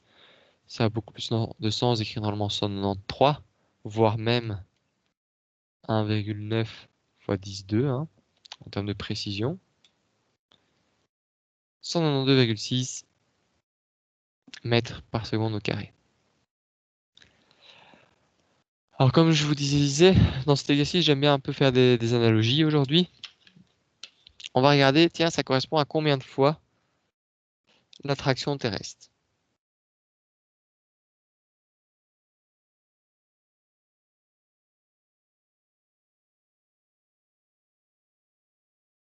L'attraction de la Terre, c'est petit g. Donc je vais regarder un peu, tiens, si je divise cette valeur-là par petit g. Pour voir combien de fois petit g rentre dedans. Eh ben, je vois que j'ai 19,6 fois, on va dire 20 fois petit g.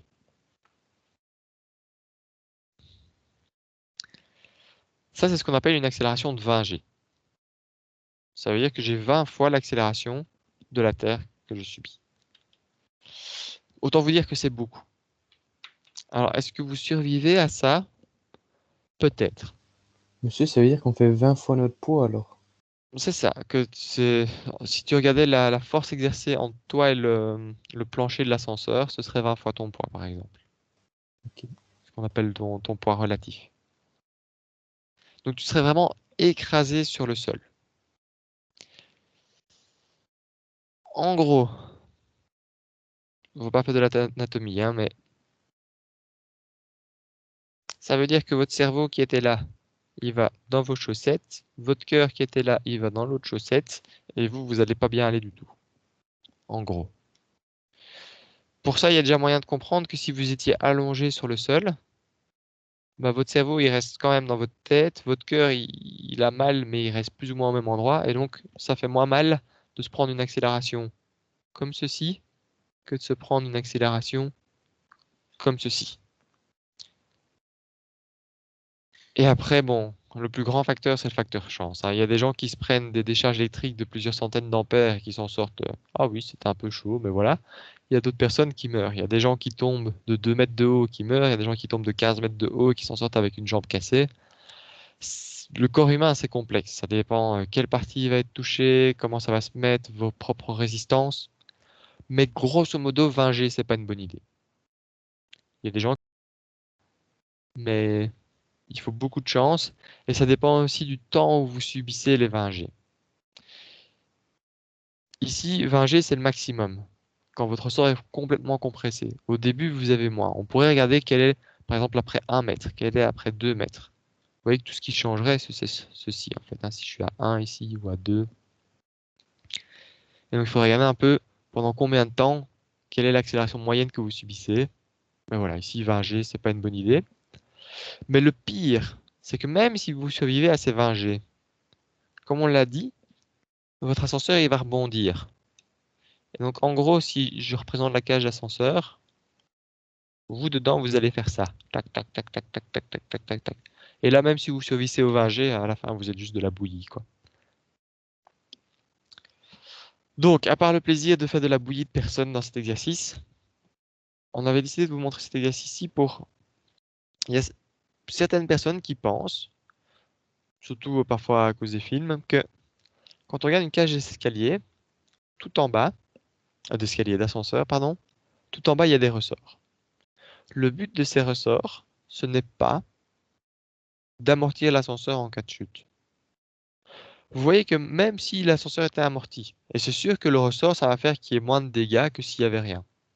Mais ça ne va jamais sauver les gens à l'intérieur.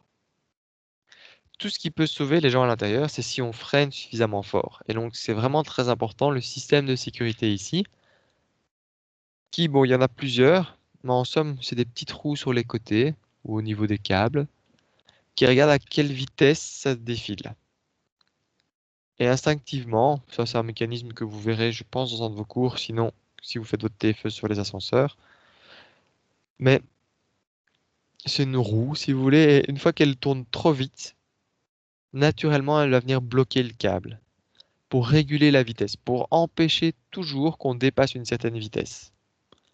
Et cette force de frottement va devenir de plus en plus forte, plus vous allez aller vite, pour toujours vous empêcher d'atteindre cette vitesse de 25 mètres par seconde, qui est beaucoup trop. Vous n'avez pas envie que votre ascenseur il tombe à 100 km/h dans votre cage.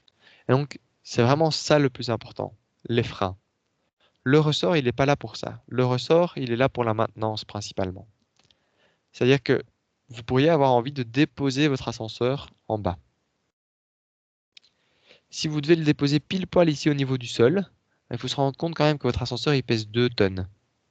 Donc même si vous le lâchez de quelques centimètres plus haut, 2 tonnes qui tombent de quelques centimètres, ça peut faire du dégât, ça fait beaucoup de bruit aussi dans l'ascenseur. Imaginons que ceci soit pas parfaitement plat. En plus, souvent, il y a des crasses.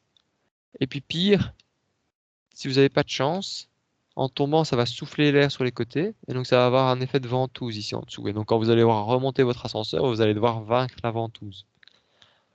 Alors que si vous mettez un ressort, peu importe que votre ascenseur il tombe un peu trop haut de 10 cm ou que vous l'ayez fait tomber un peu trop vite, le ressort va s'adapter et mettre dedans. Et donc, c'est le but principal des ressorts au fond des cages. On dépose l'ascenseur dessus, gentiment, pour faire les maintenances, pour vérifier, par exemple, voilà, une fois qu'il est posé, on pourrait débrancher les câbles au-dessus, remplacer les câbles, ce genre de choses. Mais c'est certainement pas là pour sauver des vies. Pour sauver des vies, il y a les forces de frottement, il y a les freins. Est-ce que c'est clair ce que je vous ai raconté? Est-ce que je vous ai plus ou moins convaincu? Ou pas? Oui. Magnifique. Monsieur? Oui? Il y avait une question, ce n'est pas exactement dans le cadre de ce qu'on veut faire en fait. Et je me demandais si pendant sa chute et qu'il n'y avait pas d'ascenseur, si le centre de descente, et pile au moment que ça veut toucher le sol instinctivement, celui qui est à l'intérieur saute, est-ce qu'il doit avoir il va se faire mal? Alors en fait, ton bonhomme, il a son poids. D'accord? Oui. Et comment l'expliquer? Si tu veux sauter, il faut que tes jambes exercent une force suffisamment grande pour vaincre le poids et décoller. D'accord? Oui. Ici, ton poids apparent, c'est 20 G. Et donc, si tu arrives à mettre suffisamment de force dans tes jambes pour soulever 20 fois ton poids et réussir à sauter, tu vas t'en sortir indemne pour le premier choc. Sans oublier que ton ascenseur, après, il remonte. Hein, donc, il va venir te choper dans... Tu vois? Tu vas sauter comme ça. Et puis après, l'ascenseur, il va remonter, il va te reprendre dans l'autre sens. Donc, tu vas quand même pas t'en sortir. Mais pour le premier choc, si tu arrives à faire avec tes jambes suffisamment de force pour vaincre 20 fois ton poids, tu vas réussir à t'envoler et donc à pas subir le choc. Mais c'est très dur. En vrai, tu vas juste te sentir complètement plaqué, en fait.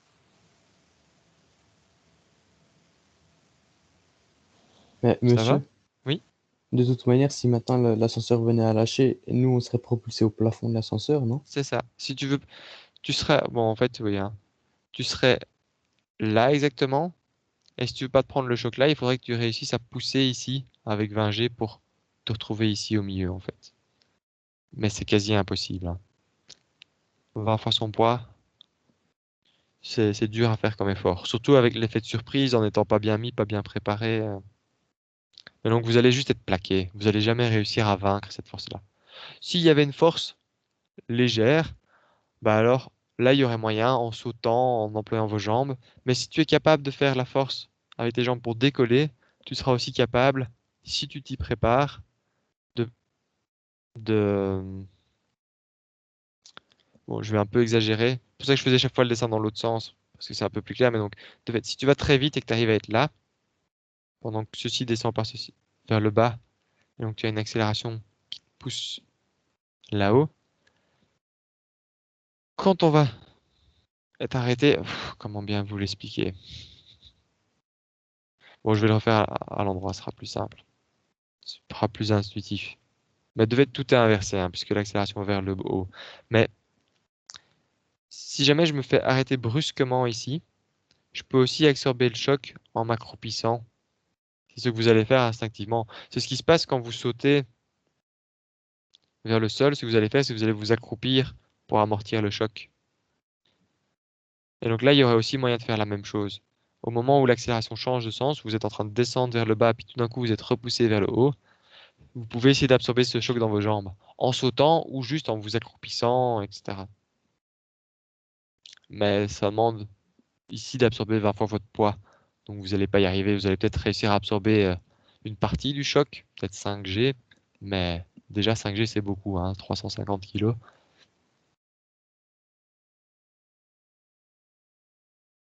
C'est clair ou pas? Vous voulez que j'essaie de faire vraiment le schéma? Non, ça va. Monsieur? Oui?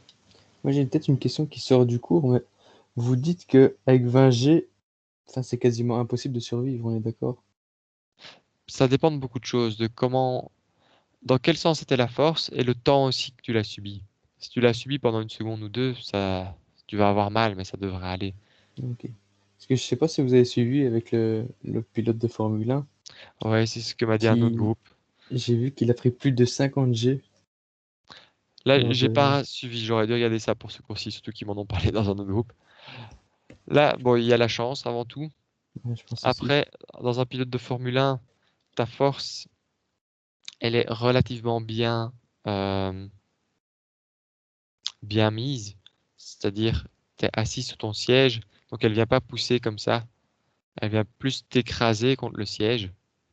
Et donc, tu dois te sentir vachement compressé, tu dois avoir vachement mal, mais tu vas pas avoir vraiment de déplacement important d'organes ou quoi. Après, après, je suis pas un expert de l'anatomie non plus. C'est pour ça que je disais, ici, ça sera encore possible qu'avec 20G, vous en sortiez, mais le pire, ça va être les rebonds dans l'ascenseur, où vous allez vous reprendre le plafond, le sol, le plafond, le sol, le plafond, le sol. Et là, je pense pas qu'il y ait moyen que vous en sortiez. Voilà, pour le pilote de Formule 1, il faudrait que je regarde exactement. Ce qui est sûr, c'est que tu t'en sors mieux si tu es bien assis dans un siège et que tu as une force qui va être dans le sens de la course, en fait, hein, du tournant, qui va plutôt te caler contre ton siège ou contre ta porte que quelque chose qui te pousse de bas en haut.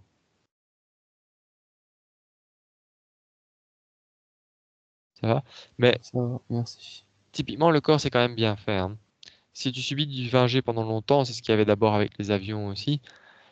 La première chose que tu fais, c'est tu te sens nauséeux, et puis tu perds conscience, et puis il commence à y avoir des lésions internes, et tout ça dépend du temps que ça s'est passé.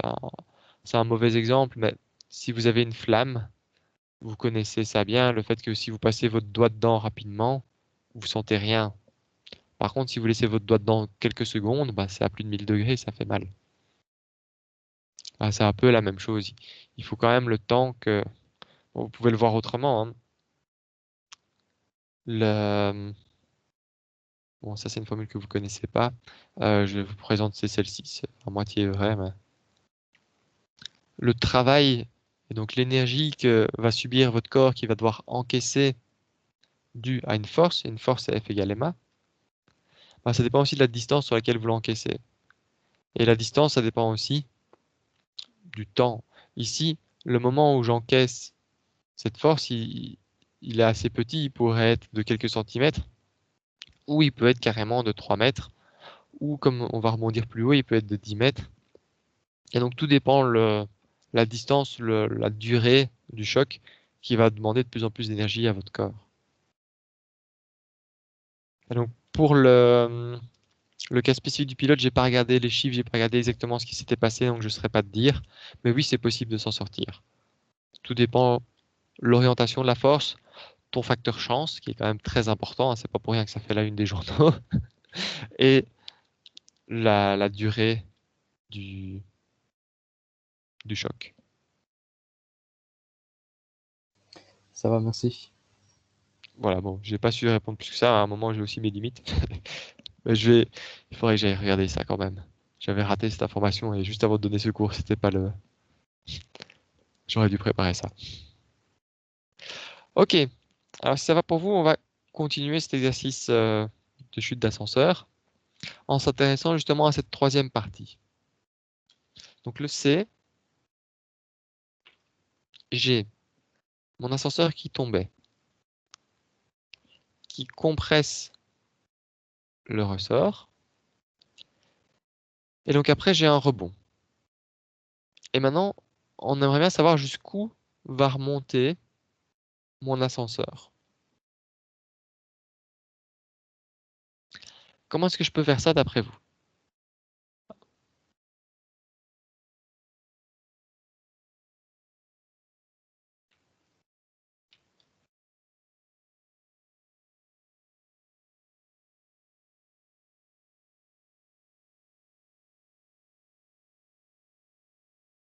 On peut utiliser l'énergie.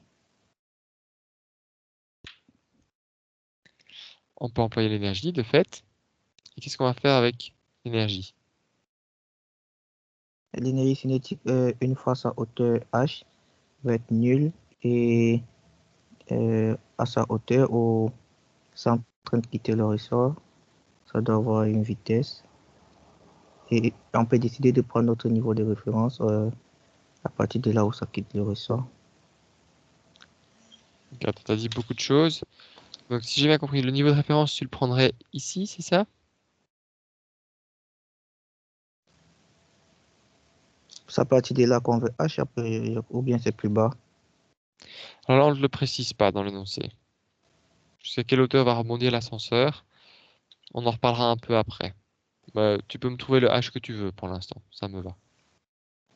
Je suppose que la hauteur, c'est à partir de quand l'ascenseur quitte le ressort. Je prends mon niveau de référence à partir de ce point-là. Du coup, son énergie potentielle est nulle. L'énergie potentielle au point H égale à mgh. Ok, donc en haut, c'est ce qu'on va appeler le moment 2.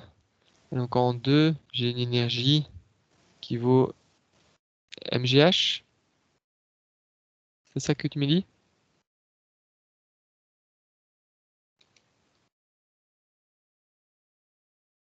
Mais il aura aussi une vitesse, non? Au moment 2? Non, la vitesse sera nulle. Ah ouais, parce qu'il Ah, va arriver à son pic de hauteur, non, j'ai rien dit. c'est ça, exactement. Chaque fois qu'on cherche la hauteur maximale, sa vitesse doit être nulle. Ça, c'est toujours le cas. Si sa vitesse n'est pas nulle, ça voudrait dire qu'il pourrait continuer à monter. Et donc c'est quoi mon moment 1?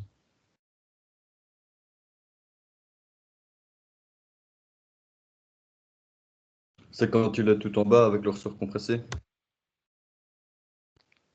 Ici? Et donc c'est quoi l'énergie au moment 1?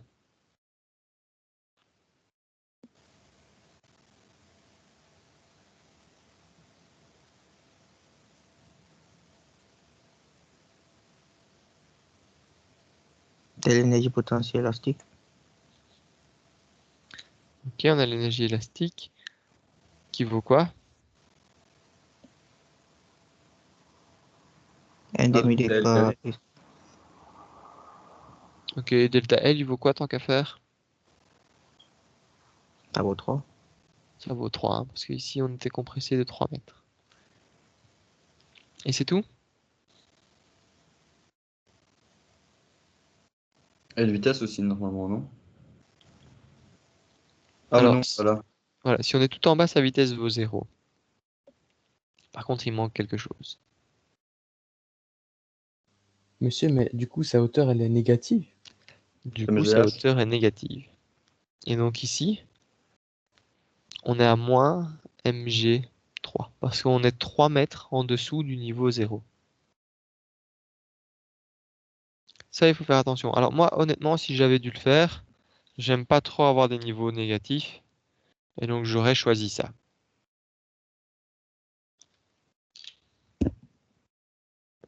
Ce qui fait qu'ici, j'aurais aussi mgh. Là, j'aurais eu 0. Et sauf que moi, mon h, je l'aurais défini comme ceci.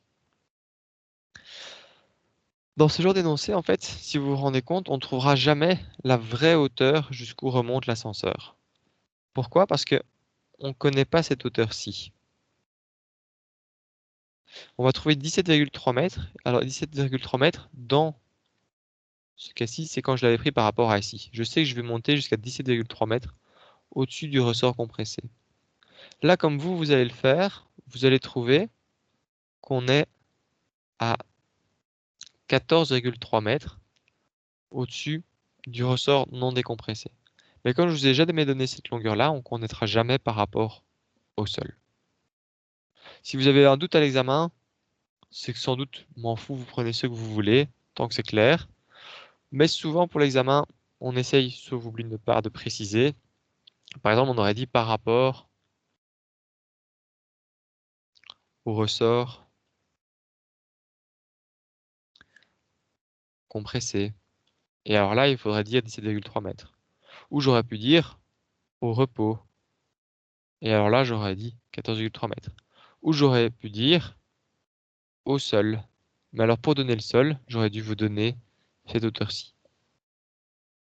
Ça va? Donc ici, c'est fait exprès de ne pas le mettre pour vous forcer un peu à bien vous rendre compte que quand on demande une hauteur, ben, il y a plusieurs réponses possibles. Si on ne vous demande pas, c'est à vous de le préciser dans votre réponse. C'est-à-dire que si on repart comme vous l'avez fait, comme ça pour une fois on choisit un autre niveau, ben, dans votre réponse, vous allez me dire à la fin, l'ascenseur va remonter de 14,3 mètres au-dessus du niveau du ressort au repos. Ça, ce serait l'idéal. Bon, c'est pas une phrase très française, mais on comprend. Ça, ce serait l'idéal. Maintenant, imaginons que vous oubliez d'écrire ça. Bah, si vous avez mis votre niveau 0 sur le schéma, et si vous avez mis votre hauteur sur le schéma, il n'y a aucune raison que je vous enlève des points. Parce que, l'air de rien, ici, en mettant mon H, là, avec cette flèche-ci, bah, vous avez défini H. Vous ne l'avez pas défini par écrit, mais vous l'avez représenté sur le schéma. Et donc, moi, je sais, ah ok, mais quand il me dit H, en fait, c'est l'hauteur par rapport au repos, c'est bon. D'où l'importance de faire des graphiques. Ça vous permet vraiment de définir ce que vous faites. Si vous ne me faites aucun schéma et vous m'écrivez juste d'un coup MGH ici, MG3 ici, là déjà je dois un peu plus deviner c'est quoi votre définition de H. Et donc pour toutes ces choses qui dépendent d'un niveau, votre H il dépend quel est votre niveau 0. À ce moment-là, c'est important de le représenter pour rendre la définition bien claire, pas nécessairement avec des mots, mais au moins vis-à-vis d'un schéma. Ok, bon, bah, du coup, il faut quand même résoudre cet exercice. Qu'est-ce que j'ai comme lien entre E1 et E2? Est-ce qu'il y a un travail ou est-ce qu'il y a conservation de l'énergie, purement et simplement?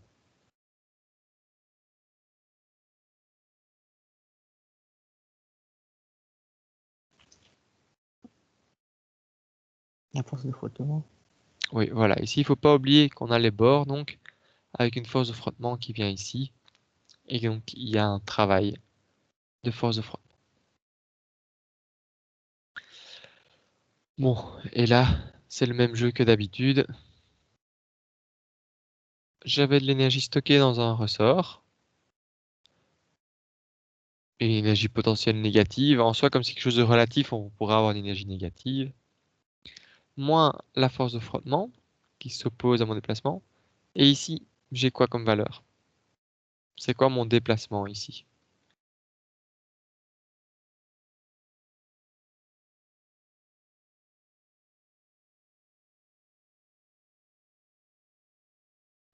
H plus 3. H plus 3.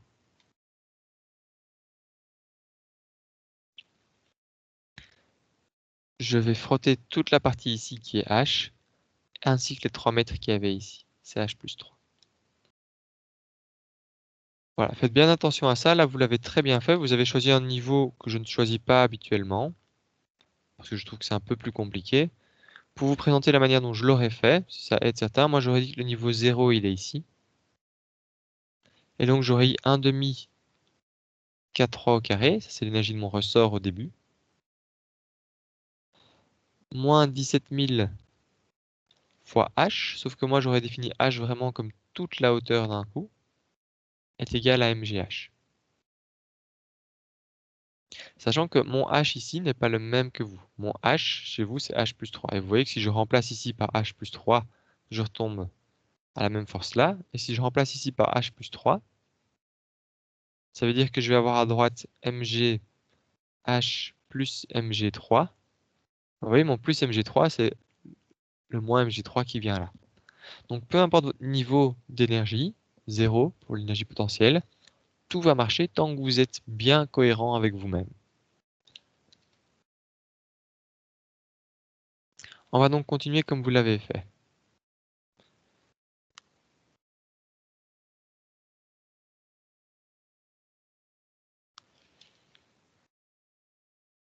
Je cherche H, donc je vais l'isoler. À gauche, j'ai 1 demi K3 au carré, moins MG3, moins 17 000 fois 3 égale MGH plus 17 000 fois H.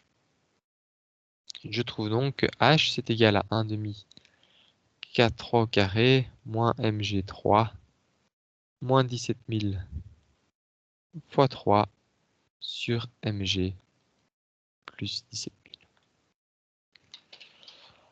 On va taper ça à la calculette. Là, je réemploie de nouveau le cas que j'avais sauvegardé dans ma calculette avec toutes ces virgules.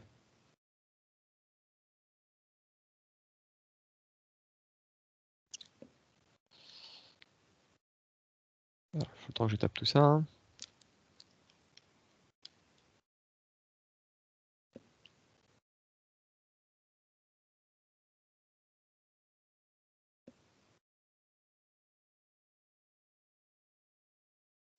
Et je tombe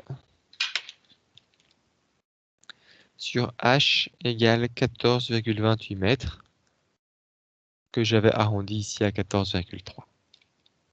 Mon ascenseur il va remonter de 14,3 mètres au-dessus du niveau du ressort au repos. Ou de 17,3 au-dessus du niveau du ressort compressé de 3 mètres. Et par rapport au sol, on ne sait pas, il faudrait connaître à quelle hauteur se trouvait le ressort au repos, par exemple. Voilà pour cet exercice. Alors j'ai un peu regardé pour le pilote, pour les 50 G.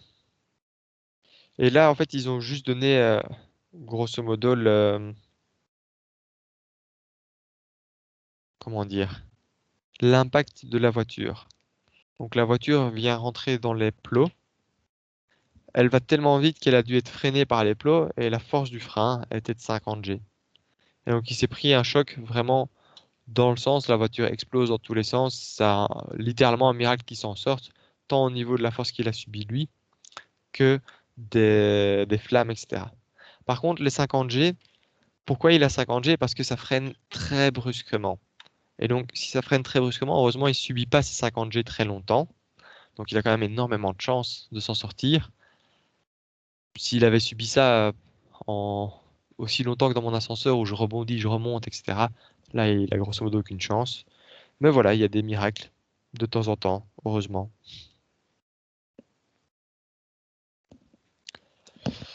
Ceci termine l'énergétique. On va grosso modo plus en parler. La fois prochaine, on va la conservation de la quantité de mouvement. Et c'est tout. Le cours de mécanique est fini et vous entendrez plus ma jolie voix pendant un petit temps. Est-ce qu'il y a des questions là-dessus? Est-ce qu'il y a des questions sur le cours de manière générale? Sinon, moi, je pense qu'on peut s'arrêter là.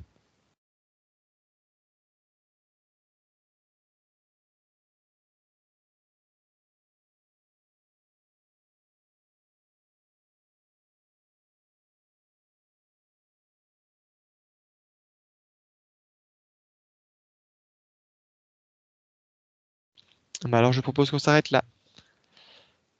Comme d'habitude, je mettrai l'enregistrement et